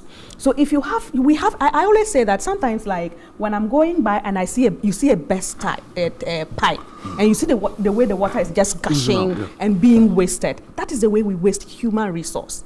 We have a lot of human resource in this country. How well do we manage it? How well do we use it? So I think as a leader, you should know where, of course, you need people who buy into your vision. It is also possible that the person might not be you might not be in the same political party, but they believe in a particular project you're handling. Let's say free HSS.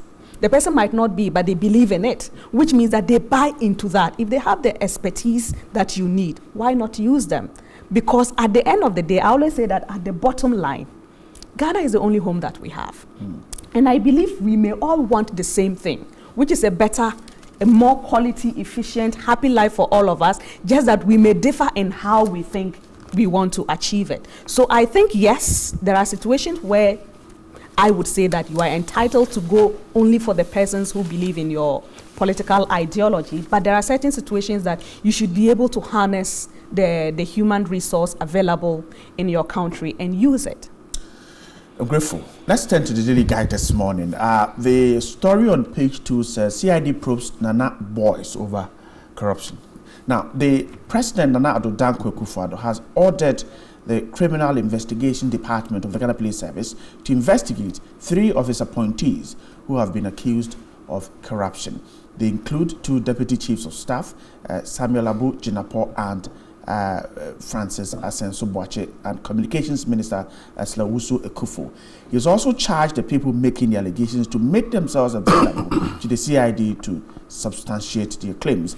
Controversial musician and Kwame Asariobing, who is known as A+, recently alleged that the 2 deputy chiefs of staff were involved in corruption-related activities, and as a result, the president has asked the Financial Forensic Unit of the CID to look into that matter. Now, he's not alone here. Member of Parliament for the Asin Central Constituency, Honorable Kennedy Japon, has also made some allegations, and again, the president is also ordered that he be also questioned by the CID. In the case of the communications minister, the CID has been asked to look into the allegations made by NPP Member of Parliament for the Assin Central that the award of the contract to produce national ID cards by the NIA was riddled with corruption. That's the story so far. The president reiterated his commitment to stem corruption in the country and warned his appointees that he was not going to shield anybody who's found culpable. That's the story on the Daily Guide. Clara, let me start with you. The president is asking the CID to do these. Should it have been the president? Well, there's nothing wrong in the president asking CID to do it. It doesn't necessarily need to be the president asking, because the institutions of state can work without should be able to work without necessarily prompting from the president. But it's I think by asking CID to do the investigation, I believe the president wants to send across a message. But like I said, it's not necessarily the case that the CID could not have acted until otherwise asked by the president to do so. I see. Yes. Let me ask you this. Some of our security agencies have always said that we need a complainant. The issues here were mentioned in the media. Mm-hmm. The corrupt allegations were mentioned in the media.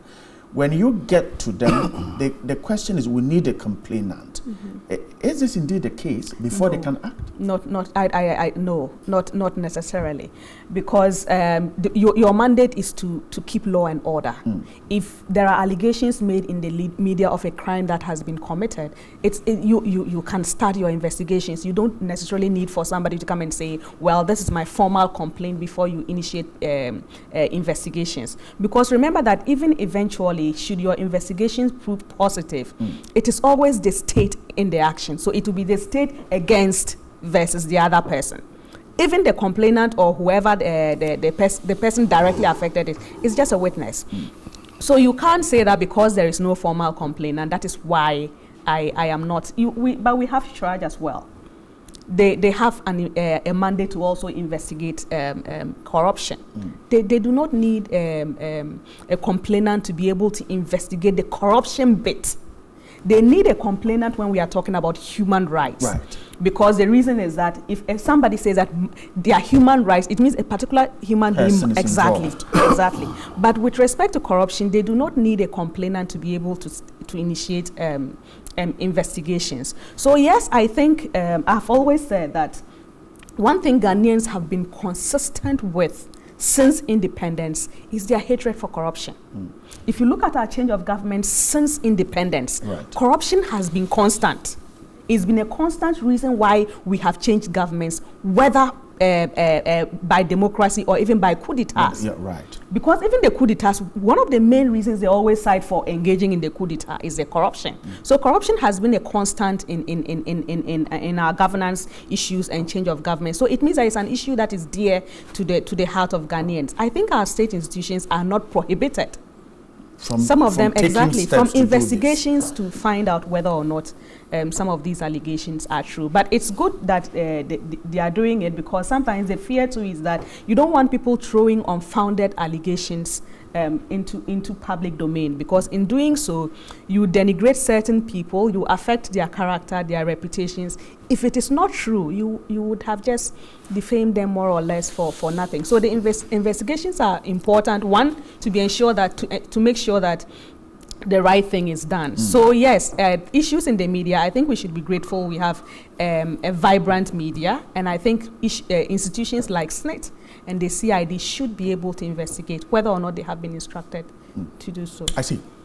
Dr. Janapa, I asked Clara if the president should have triggered this because by the nature of our politics, the perception out there is that but it is the president who is asking the CID to investigate his own people. So what will come out of it? Well, I think... is it a legitimate worry that people should have? Well, I mean, why not? I mean, if somebody thinks that this is the way he or she sees it, And I don't have anything, I don't find anything wrong with it. But I think this thing needs to be situated within a context.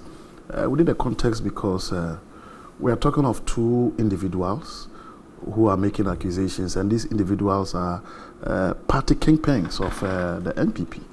We are talking of Mr. A+, who is making allegations against the president's two deputy chiefs of staff, and Mr. Kennedy Japan, who is a member of parliament and an MPP member, who is also making allegations against the two deputy chiefs of staff and the Minister for Communication. These are individuals who work under the ambit of the president. So if these individuals are making allegations against my people, we are talking of the president's deputy chiefs of staff and the Minister of Communication, who is a cabinet minister. What is wrong with the president calling for an investigation to either validate or more or less to say whatever is being said is true or false? Couldn't the CID have started when they had this? The CID could have, but the president have started. There's nothing wrong with that. But you see, Bright, you know, I'm a little bit biased, if not very biased, when it comes to this issue. I mean, Abu Jinapo is my junior brother, and he's a very good friend of mine. And mostly, any comment by me will be looked at in a certain context. But you see, this thing needs to be looked at, and it needs to be posited within the framework of our democracy. And I think Madam Clara made reference to the fact that, look, if somebody makes an allegation against you and it's not proven, your image is being damaged, which is not good. This country is one that believes in democracy. And as a democratic institution, we subscribe to freedom of speech. And I believe that freedom of speech, in fact, is the bedrock for the sustenance of our democracy. In the sense that the President, Nana Addo Dankwa Akufo-Addo, who was a candidate, was able to convince the good people of this country to vote for him because of freedom of speech. You understand? Because of freedom of speech. And most of these utterances are going to what? Are going to come up. Right? This time it's coming from a group of people within the same party. But we are going to get allegations of corruption from the opposition against what? The government in power.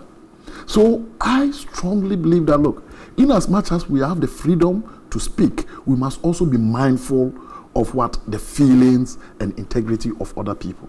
If I sit here and I make allegations against you, that you are this, you are that, you are that, without substantiating it, what it means is that I'm defaming you. And that is why I think the president needs to be applauded in calling for this investigation. Because finality will be what? Will be brought to this issue. Finality will be brought to this issue. I'm told the two deputy chiefs of staff have been quizzed by the CID, and the accuser is going to be questioned today by the CID.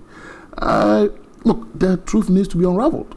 And if the truth is unraveled and these individuals happen to be corrupt, the law must take its own course. You're not worried about the public perception out there. That is when people are in office, the state security agencies they tend not to find things wrong. But Bright, this is where there's a difference. There's a difference in the sense that previously we've had accusations being made by opposition against government officials. If you remember, we've always had opposition making accusations against government officials, such that when there's an investigation, then the investigation comes out otherwise, then people will say this or that. But here we are talking of what? Insiders. We are talking of NPP members. A+, we are told, is a known NPP. I didn't know him, actually, till now. I didn't know that there was any guy called A+. We are told he's an NPP financier and a big-time NPP guru.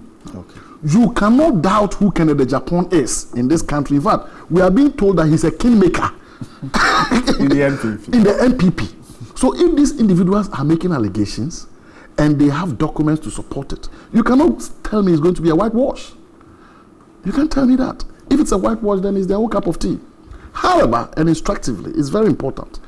If it so happens that these individuals have just been defamed based on false accusations, and we get to know that nothing of that sort happens, if I'm advising any of them, I'll tell them to talk to their lawyers. I see. Because this thing cannot be allowed to go on and on and on. In fact, we are talking of individuals. You're suggesting that those who make the allegations, if the allegations are found to be not true, we shouldn't just sit down and look at them. No. You shouldn't. I mean, she's a lawyer. She knows very well that he who alleges must what prove. Is that not what you lawyers say? So if I make an accusation against Madam Clara that she's been engaged in some kind of fraud, I should be in the position to prove it. But if it's the case that I'm not able to prove it, or even I just said it just to malign her, what do they call it? Good reputation. Her good reputation. I see. Why won't I advise her to what? To talk to her lawyers. That is how it's supposed to be. And unfortunately, and mostly in this country, we've had people who happen to be serving in government or engaged in politics being maligned for no reason, just because it is the game that we play. These three individuals, right, you know very well, I won't speak for Asiedu, Madam Osler, but Abu, I know him very well. Young man, he did physics at Tech, came and did his law degree. He's pursuing his master's in law. I mean, at that age, he's been given a position of deputy chief, and he's conducted himself very well. So if, by virtue of politics, it is the case that you want to malign him and just destroy his hard-won reputation, then I think that, I mean, we just pray that he comes out exonerated and nothing untoward that he's done in any case. But I hope people have to be careful with the way they talk about people, especially when it comes to politicians. Okay. Let me get Johnny to come in. Johnny, good morning once again. Some comments have come in. Good morning. Very interesting comments, I tell you. Good morning, Bright. Dr. Jinapo is on top of issues this morning.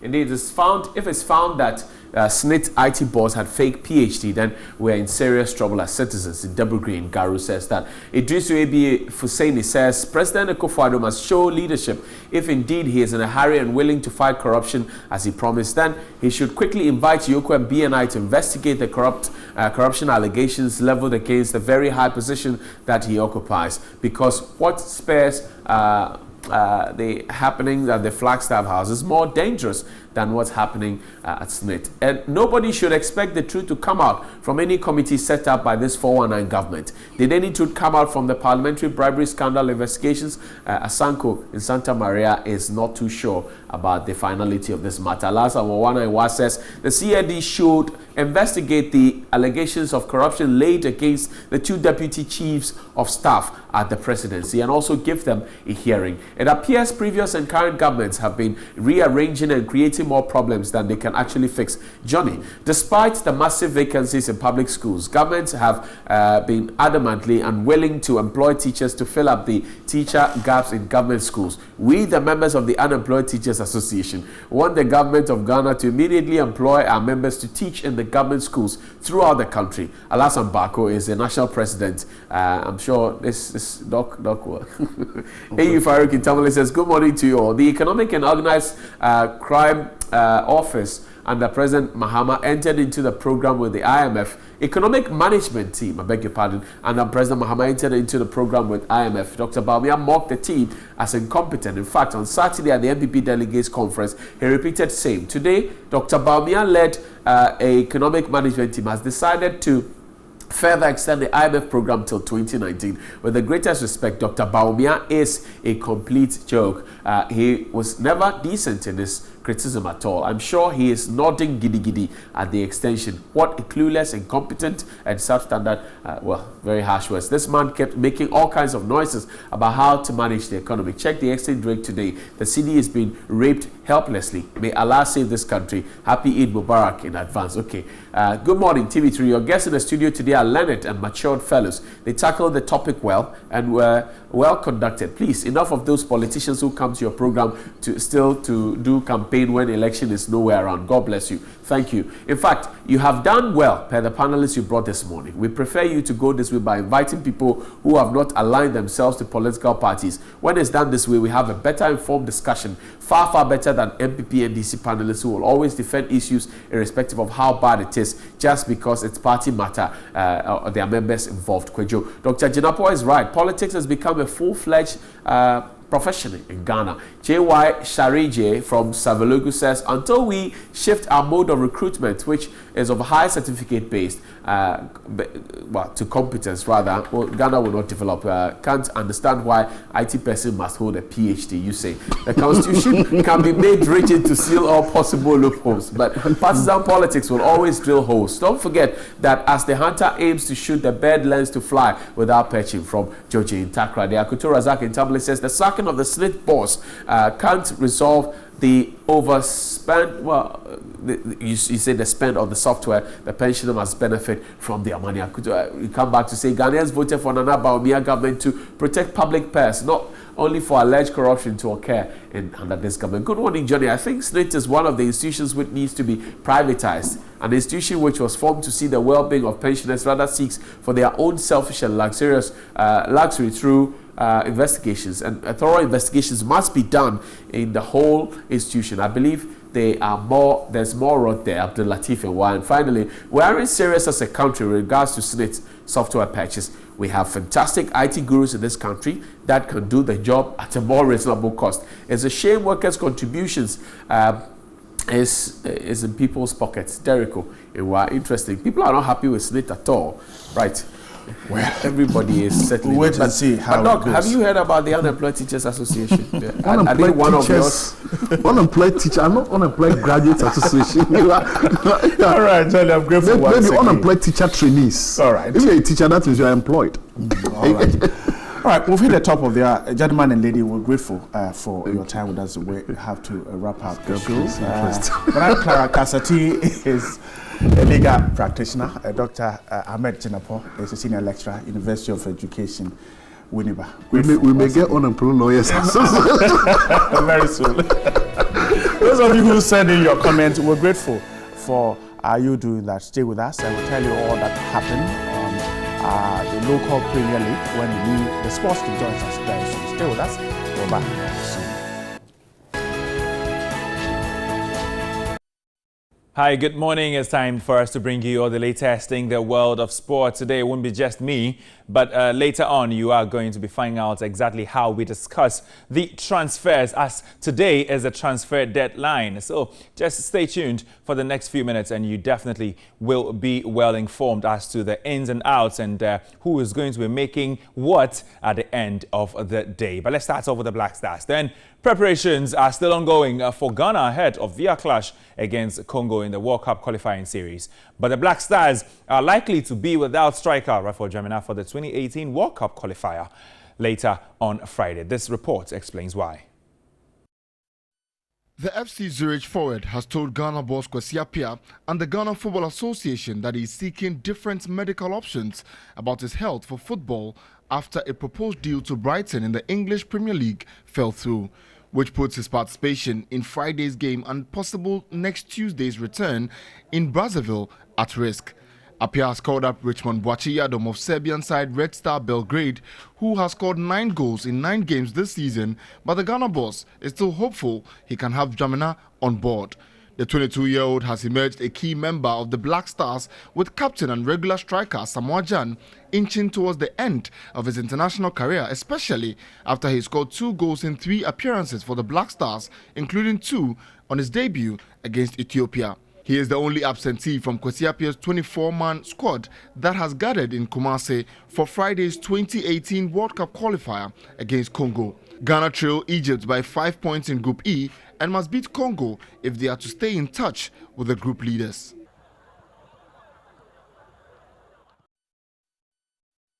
All right, so now we move away from that. We go straight to the Black Stars itself. Let's move away from the player who might not be there. Let's talk about the players who are there. Andre Ayew and Alfred Duncan are 2 players who definitely might feature under, head coach James Kwesi Appiah. They are hopeful that the Black Stars are going to be victorious and ultimately making the Black Stars, or giving the Black Stars, a genuine claim to qualification to the 2018 World Cup. Training has been on well. We have some few injuries in camp, but hopefully now to then the guys will be better. So we have another 48 hours. So we are preparing hard because we know it's a very important game. So we are working to get the 3 points at home, and we'll prepare for Tuesday too. Not only the fans, but even ourselves. We need these points. I think. In the situation we are in now, we cannot have another result, but a win we say that we are out of the World Cup. So we are expecting a win. We hope that we will get that win because it's very important for us and for the nation and for all the fans. So we are going to give our best to win the next 2 games. What is important is just not to see new faces, to see them. if I think any player deserves to be called into the Black Stars, then he should be given the opportunity, because Black Stars is not a national team where we wake up and today you play one good game and you are called. No, if they deserve to be here, we will push them for them to give their best and to prove that they are here. So from what I've seen, I'm very pleased with them. I'm very happy, not only on the field but also off the field. They are showing great motivation and a lot of respect to all the guys who have been here for a long time. And from what I've seen, they have the quality to be in the Black Stars. So we hope that they time to time they'll get their chance to play and also prove what they can do in front of the whole nation. I'm just like most of the new players. Anytime we are being called, we just we come here to give out our best. I'm here for that. I'm here to give my contribution to the team, like I've always done anytime I'm being called into. That's the main objective, because we still stand a chance of qualifying. So we only have to give out our best and then get 6 points from these 2 games and then see what's going to happen next. All right, so now let's go straight to Kudus Asamoah. Juventus say that they will not sell Ghana international Kudus Asamoah to Galatasaray because the offer for him is late. Now, the Ghana midfielder has struggled for games at the Serie A outfit and was hoping, for regular games at the Galatasaray club. But Juventus general manager Beppe Morata says a sale is unlikely. Morata claims Galatasaray's offer came in late and does not allow Juventus to find a good replacement, for Asamoah, hence a decision not to sell. That stance means that Asamoah may have to get used to being playing a bit part role at the club after recovering fully from injury.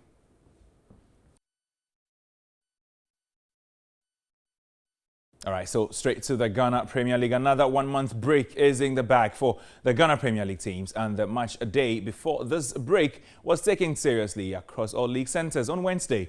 22 goals scored around the country yesterday was in 5 wins and 3 draws recorded. A 0-0 draw with the Olympics and a loss in the previous match day for Wafa means they continue to sit second on the standings with 47 points. That's 1 point behind leaders Aduana Stars, who picked up a point with Accra Hearts of Oak in Accra in an absolutely entertaining 3-3 draw. Hearts' top players this season, Thomas Abe, Kwame Kizito and Wofo Kobna, were all on the score sheet. If Kotoko were hoping to close a gap on the leaders and further strengthening their position in the top 4 ahead of the month's break, things didn't exactly go according to plan. Joseph Mensah's second half goal was enough to send the Porcupines back home without any points. A win for Tema Youth and another heavy 5-2 win for Ashanti Gold against Borgal Stars and Brekum Chelsea helps them stay off the relegation zone. But Liberty Professionals, regardless of their win, are still in the drop.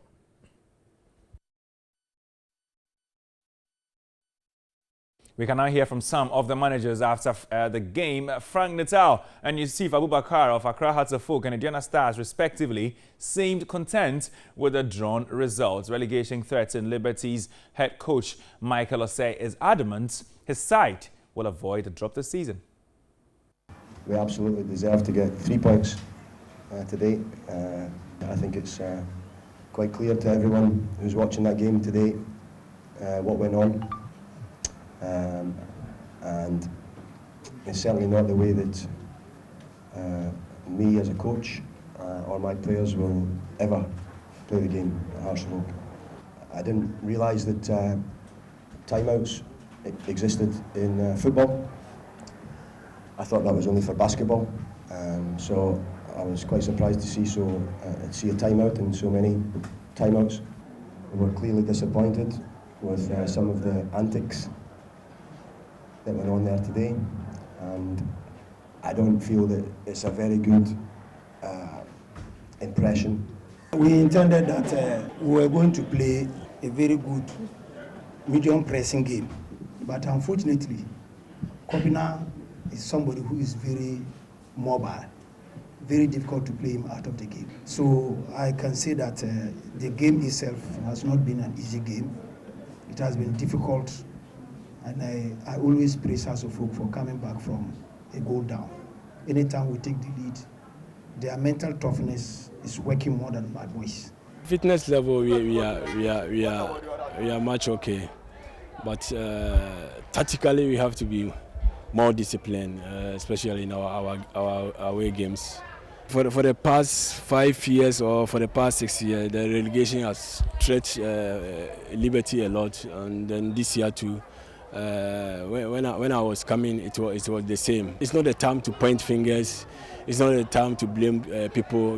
What we need to do is we have to work very hard. We have to make sure that we stay in the league. That's my decision. Naturally, this is big disaster. This is big.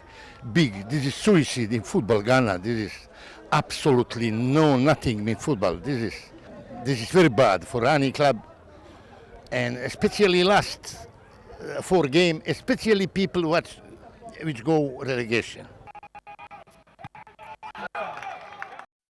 All right, so away from that, we go straight to this one. Transfer deadline day. It's always a frenzied day because there were several weeks for clubs across the world to do business. But some way, somehow, some of the clubs are a bit stubborn. They're a bit lethargic. They're a bit slow in doing some of these negotiations. And they wait until their final day to be able to sign their players. And today we are going to be looking at several of the talking points during the transfer window. It's been a busy summer for a lot of clubs. But let's start off with the Ghanaian transfers then, because they definitely are of more interest to us. All right, so these are the players who have moved this summer, when it comes to Ghanaian football. Christian Atsu was one of the first to seal a deal from his club, Chelsea, to Newcastle United. So that was it then. And then I'm here with Yao Fosulabi, who is going to be helping me with the discussions as we, make more sense of all these movements and how exactly that helps Ghana football ultimately. Christian Atsu, he's been a live wire for Newcastle since he joined this summer. Do you think it's a good move? Well, I think it's a good move. Very good for his confidence. As we saw last weekend, he gave an assist for the side. In that, winning the game they won, first game they've won this season. It looks like they are getting their momentum going. But it's always necessary to know that a top coach like Rafa Benitez believes in you and puts you in the starting lineup and consistently plays you. So that's a good move for me. I think Christian Atsu made the right choice to leave Chelsea for Newcastle. All right, so we are going to be doing a hit or miss here with the Ghanaian transfers. Mubrak Wakaso, Panathinaikos to Alaves in Spain. Hit or miss? I think it's a hit. You think it's a hit? I think it's a hit, just because of how well he has done for himself in Spain. And so going back... He's played, this is about his 7th club? His 7th club in Spain. So going back to Spain, it will only be a spell of good things to come for the Ghanaian midfielder. All right, so a hard tackler in a league where the technique speaks more than aggression or strength. But let's see exactly how that will go for Mubrak Wakaso. His younger brother, Hassan Wakaso, is also in there. He moved from Lorient, from France, that's the Ligue 1, to Victoria Guimarães. That's a miss for me. That's a miss for you? That's a miss for me.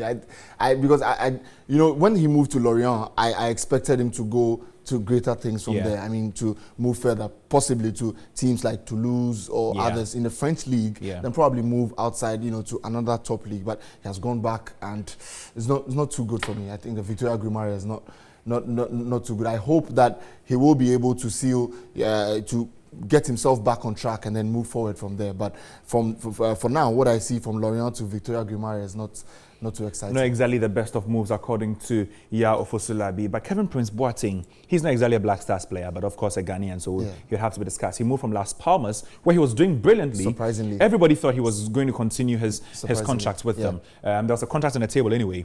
Then he decided to go, very surprising, he decided to go back to Germany, Eintracht Frankfurt.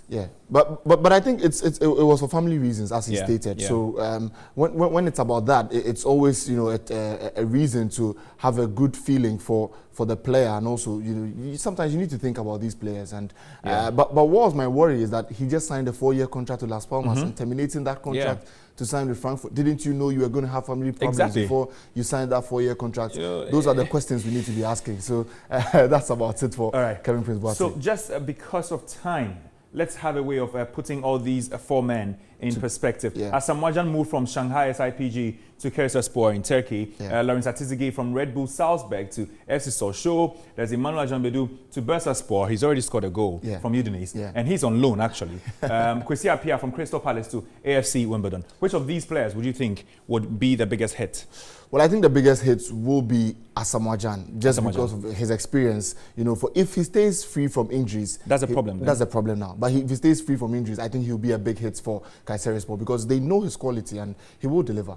All right, so that's it then. I know that you are looking forward to seeing your favorite clubs, sign players. So we are going to be giving you a very good perspective of the various clubs and the players they have signed and those they have left out, especially with the top clubs in England. So let's start off with Manchester United then, the most decorated. So it's just worth it that we start with them. So players in, they've brought in the likes of Romelu Lukaku, Nemanja Matic, Victor Lindelof. Wayne Rooney has gone out and Dan Januzaj has also gone out. Before we deal with the outs, the ins, Lukaku, Matic, Lindelof. Well, Lukaku, Matic have already been hits. They've started in games. They've performed so well. But Lindelof looks like the man who, isn't doing too well for me, and he has not been included in match day squads. He has missed even the bench, and that's a pretty big worry, because we expected that he would usurp Smalling and Jones in the starting lineup and join Bailey in there. But it looks like it hasn't worked quite well for Jose Mourinho and the rest. And for Adnan Januzaj and Wayne Rooney, it is just the right way to go. Adnan would have never gotten a chance at United. When Rooney done everything, has to go. Has to go then. So that's it then. But let's go to the blue side of London. And they have signed 4 players, but 3 are very much documented. That is because of, Willy Caballero is not exactly, the kind of signing that players or fans are looking out for. But Antonio Rudiger, a defender from AS Roma, has joined in. Tiemo Bakayoko has joined in as well, a battling midfielder from AS Monaco. And then Alvaro Morata, one of the most expensive transfers this summer, has also joined in from Real Madrid to Chelsea. We all know what Morata has done. He's got 2 goals, assisted twice in the Premier League in 2 games or 2 starts.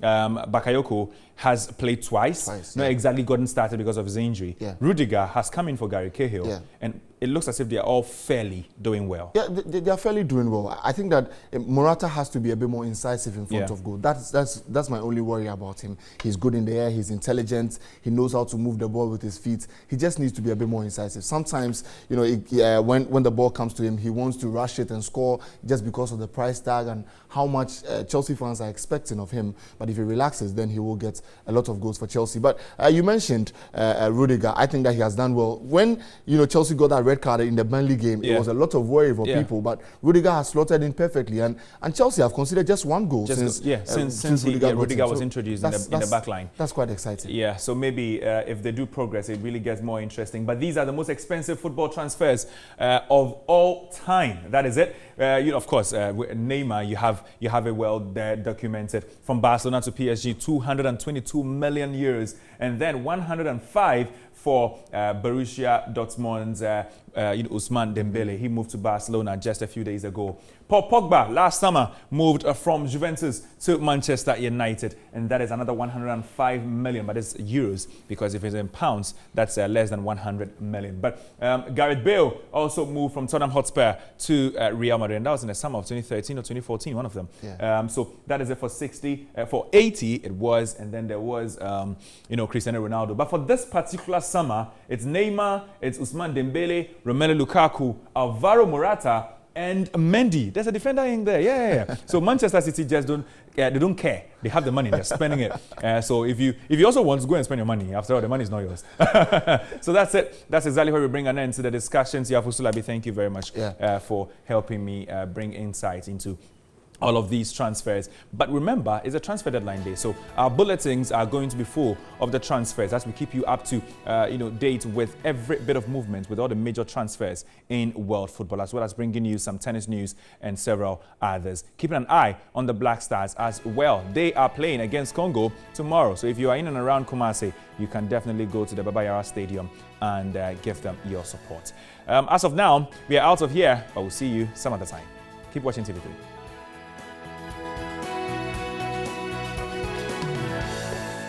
That's Kojoenchi there singing about him getting wings to fly to his love, and which leads us into Heart Bay. Christy Okata and Emmanuel Dusa is a footballer. He's joined us, and we're talking about your exes. Would you keep up with them, or would you let them go? Good morning. Welcome, ladies and gentlemen. How are you doing? Fine. Flashy, nice, sweet, everything put together. Thank you. How have you been? Fine. Lovely. Exes. Would you keep them, or would you let them go? Exes, well, it's kind of dicey. Some would say I would not keep them. Once you're an ex, I don't talk to you again. But hey, we're all human beings. You never know where I'm going to meet you and everything. What brought us together, even though what brought us together shouldn't keep us together, there should still be some form of, you know, formality, friendship. That's going to be there. But then you're in the friend zone. As long as you're an ex, you're in the friend zone. Some are in the brother zone. There's brothers in the friend zone. Explain that to me. Friend, brother. Okay, the friend zone is just probably, hey, we can't really relate. Maybe our relationship went so sour, it wasn't working, and we just don't understand each other. Okay, we're better off being friends. Hey, what's up? How are you doing? How's everything? We have that formal relationship. But some, there could be an issue that happened and the relationship did not work out. But definitely you guys still, you know, respect each other. You actually love her. When I mean love her or love him, doesn't mean this is, you know, that kind of love relationship. But maybe you understand each other so much. I have your back, you have my back, and that's kind of a brother-sister Scratch thing. my back, I scratch your back. Well, just to run by you, the fact that the Vodafone Ekikimi promo is on, and we'll be scrolling some credits, some digits on your phone, on your television right now. So get your phones ready, keep your eyes fixed on the screen, and you know that 3 people can load 1 serial code. So that's up for you there. But Ima, let me come to you. While Christy was talking, you had your own set of doubts. I mean, not doubts. For footballers who have a lot of women at their beck and call, that's what we have heard. Do you keep your exes? Not really, not necessarily, because first of all, I don't think it's really necessary to just have that sort of relationship. There's a reason why your ex is your ex in the first place. And chances are that you guys broke up. The reason why you guys broke up may not really have any bearing or any reason as to why you guys got together in the first place. So if you're keeping such a person as a friend, you know the attraction could still be there, and then least weakness. Love is never completely extinguished, is it not? And if the person is your ex, you chose the person for a reason. But you guys are not together for a reason. I'm just saying that, like, you don't need to necessarily keep any So for you, you won't keep your exes? I'm not saying I won't keep them. I mean, I've moved on and I'm in a relationship and whoever I'm with is not cool with it, I don't think I'll have to risk my current relationship for that. Christy, he says he doesn't want to risk his current relationship, but I know people who have become exes, who kept up, who have either gotten a job through their ex or some contract or some deal somewhere, and advice and all of that. So that is you trying to play safe. And it's not always right. Is it dangerous to keep your ex around you? In some instances, where, like, you know, with breakups, normally it's always like one person will be hurt in the process. So maybe they didn't take that breakup too well and they didn't fully agree to it. So, of course, at the back of their heads, they would always be looking for alerts as to, you know, a slideshow of affection. So just to take advantage of. Christy, what would you consider to keep your ex around you? Well, what I'll consider to keep my ex around me is if you respect me, if you respect my views. We're not together doesn't mean that we should be enemies. Do you understand? Like you said, I never know where I'm going to meet you. You never know where you're going to meet me. And for that reason, I mean, this is the world we live in. Today you are up, tomorrow you are down. You never know. How you treat someone will come back and haunt you. So keeping you doesn't mean we still have something, but I just respect you for who you are, respect me for who I am, and respect me. The Ekikimi promo is on now. If you fix your eyes on your screen and you're a Vodafone subscriber, this is your bronya. It came very early in August. So that's the screen there. The digits are on there. Grab it now. Big banger. Would you make out with your ex? Never.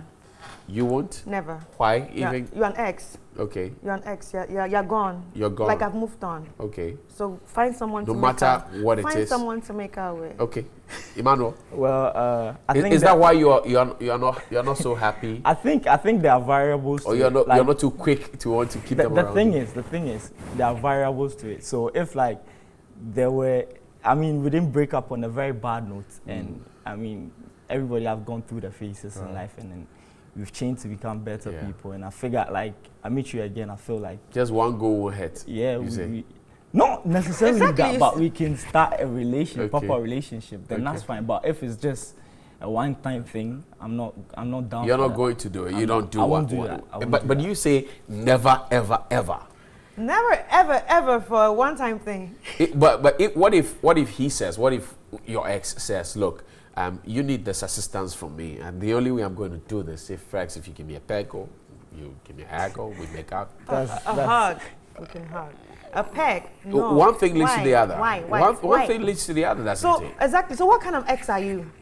Well, he's an ex, a real ex. That's basically why I said you can't really seem to have, like, what sort of relationship do you even seek to have with somebody that you've been romantically involved with? Okay. These things are expected. So if you don't want to deal with things like that, you're supposed to just cut it.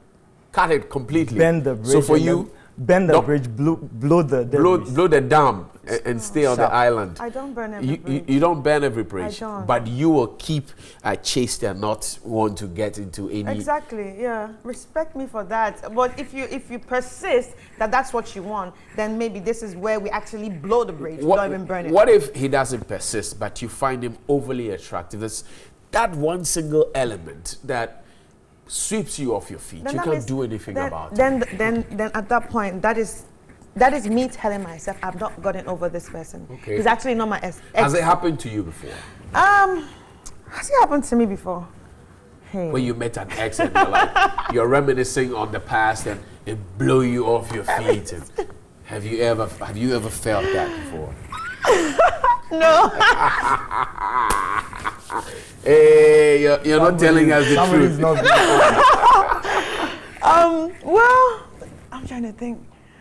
Well, no, really. No, you don't want to say it. No, really. It's okay if you don't want to say. Ima, have you ever felt like that? It has actually happened to me a couple of times. Okay. That's a couple of times. That means you like all your exes. No, but the thing is, we broke up for different reasons. Okay. From why we got physically attracted to each other in the first place. So the attraction will still be there, but I may not like you in the sense that, like, to have a relationship with you, but the attraction is still there. It's still there. I mean, so the least weakness, something could happen. Tell me, which gender falls, I mean, for these kind of things? You meet an ex and you want to have one go, male, female, which gender falls for it more? I think, we would always say a man wants to be a man. So okay. Let's say you're in a relationship and your girlfriend is in constant. I'm in a relationship with Jesus. But the thing is, we are assuming, and your girlfriend is in constant, talks with the ex and all that. Like you may probably feel uncomfortable. Yeah, yeah. Because guys would always want to be guys. WhatsApping, the exes and all of that. Yeah, a guy would always want to be a guy, so you never know, like. Right. Yeah, a guy will see. Something can happen. But Christy says, full assurance, nothing will happen. Yeah, if I'm with you. But you're constantly on the chat with your ex. That's the point. I wouldn't even be constantly, like, you have to respect the other person. But sometimes, I mean, they don't know when you're with me, so they're chatting with you and they thought that, well. If we are supposed to put ourselves in this current situation, the thing is, if I have an ex that I'm constantly talking to, or even I would always be looking for less as to when she will return like some sort of affection. Then I'll be like, oh, there's a chance. Maybe let me put that's my signal. So if there's a chance, so if you're talking to this person and you're with somebody and you're expecting the chance, that means you're not even sure. Sometimes me being the ex. Okay, you being the ex. Yeah. Okay, that makes sense. Well, sometimes unconsciously, you're looking for the chance, but it's not as if you planned to look for a chance. Sometimes unconsciously, the chance, beckons at you and you want to. I mean, that's what happens. We would always have ulterior motives, but our brains have. So have you been obviously you've been an ex, and you've been chatting with someone. But he says he keeps up with them. That's what I'm saying. I mean. So you always have ulterior motives. Not always. I mean, there could. Have you had ulterior motives before, Christy? Never. No. Okay, so one, you have not told us if you have ever been swept off your feet by an ex before. 2 years maybe gap. You met the ex somewhere, and you feel like, oh yeah, he's fine. One of your red carpets or one of your movie premieres. Anything. Just tell us. No, I try to respect whoever you're with, because I don't like being the second lady. Right. I don't like being the second lady. Okay. So I always have that thing behind my head that whatever I do will come back to me. Right. So I don't want to, if you're in a relationship, I don't want to push it. I don't want to do it. But maybe if you're not in a relationship, then maybe we can start talking. If there's affection. So finally for you, would you let your current man know that you are in touch with your exes? Yes. You would let them know? I let them know. You let them know. Yeah. And how do they react to it? First of all, are you talking to your ex? Okay. No, I don't keep my ex. I'm sorry, I keep my exes. Like one ex. Okay. I keep one ex, and he's my friend. Why is he your friend? Blah, blah. I'm like, I just explained, okay, he's my friend. We have a good relationship, but we are not together again. And this is, you can actually meet him if you want to. Okay. Emmanuel, finally for you, would you let your current woman know that you're in touch with your exes? Well, yeah, I'll just be honest about it. You just be honest about it. What if they don't want you to be in touch with them? Then so be it. I'm not going to risk my relationship for an ex. It's not worth it. I'm not doing it. But what if that person is in talks with the ex still? If it's the opposite, if your woman is in talk with the ex? Well, I mean, I'm not comfortable with it. But I'm not going to be the overprotective boyfriend and say, oh, I don't like this, I don't need But this. she can be the overprotective girlfriend and say no. I'll give it to you. Or the over-jealous, overly jealous girlfriend. I mean, we all have that jealous bit in us, so thank you very much. If you don't do anything to thank you, Christy Ukata. Wonderful there. Emmanuel Edusei, grateful. Thank you very much. She's a footballer and she's your fantastic actress there. This has been Heartbeat. Keep the conversation going on. I'm sure those of you who are Vodafone users, you enjoyed the Kikimi. Watch out. Some more may come your way right about now, immediately after this break.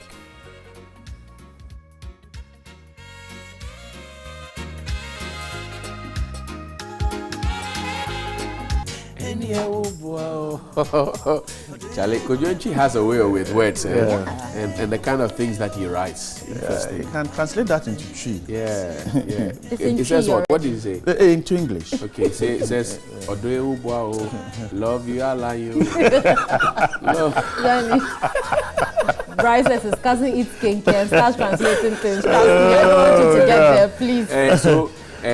He has turned my face into punching bag. Everywhere he meets me, he punches. He punches. He's just punching. Like Buko Banku, I eat the powers. But this is our Ghanaian meal for today. Nice. Yes. Francis says it's called Wevi. We are not sure. We don't believe him. Johnny, I think the last time we asked our viewers, and I think one of them told us that the English name is one mouth. Yes, 1,000. So it's not one man thousand, one mouth. So it's 1 mouth 1,000 and but Johnny, abolo. You know the way they've designed it. So you have slices. That's where the abolo fits in. It looks like a pizza. It's a pizza. So it's a Ghanaian pizza. Version, It's a Ghanaian version of a pizza.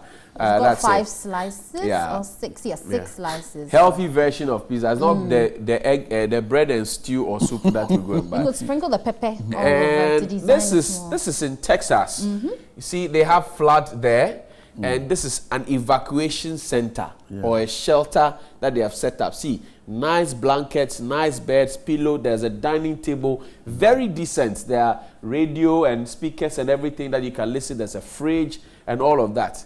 In Ghana, you'll be lined up. Nadmo will line you up, give you buckets, rice, oil, chalewote, and blanket. And call the Where bear do you pack cook it? shelter. Yes, and then they will call bear pack. So this is what we want. And for me, I wonder what we went to Sierra Leone to teach them. Because we don't do these things here. We don't have them. We don't have the shelters. I mean, even for children who are kidnapped, who are rescued, we don't have the shelters. It's not as if our situation is so bad, but I'm sure we can do I think it's the planning and the thinking into it. So definitely, once they've seen this, they should be inspired to do better. And this is it says what? Crap for Jesus. Okay. And this one too says what? Revelation 2:10. That's your scripture for today. Which Bible is that from? King James Version. Oh, King James has Revelation, really. Interesting. Anyway. But today is the birthday of Pastor Mensa Otabil. It is his birthday today, and we want to wish him a very happy birthday. I was trying to fish out his photo, and and get us, but I couldn't get it. So it's his birthday today. Happy birthday. Happy birthday. Reverend Dr. Mensa Otabel, the boss at the International Central Gospel Church. Yeah, it's a birthday today. And say good morning. Yes. It reminds me of his man who is in charge of the northern sector, Reverend John Abubedu. He's in Kumasi. Oh, okay. There's another Otabel at the Bank of Ghana, international. Mrs. Millicent Abubedu. Good morning to all of you out there. And also, John, let me congratulate Professor Nyako. He's just been appointed to chair the board of the National Teachers Council. Professor Eric Nyako, congratulations. This is from Georgina Aqua, sending it to you. She wishes you all the best of luck. And then our own NewDay will yes. Once again, Professor, condolences to you and the rest of the family. But how does it feel when an old man loses the mother? The mother, because Key Professor has a lot of white beard and all of that. So. Do they this morning when he said it, that's exactly what I was thinking about. You'll be crying small. Your mother is your You've cheated God small cry, and then you've lost. I mean, don't cry, but it won't be much. Yes, it definitely. To you, Reverend Father Isaac.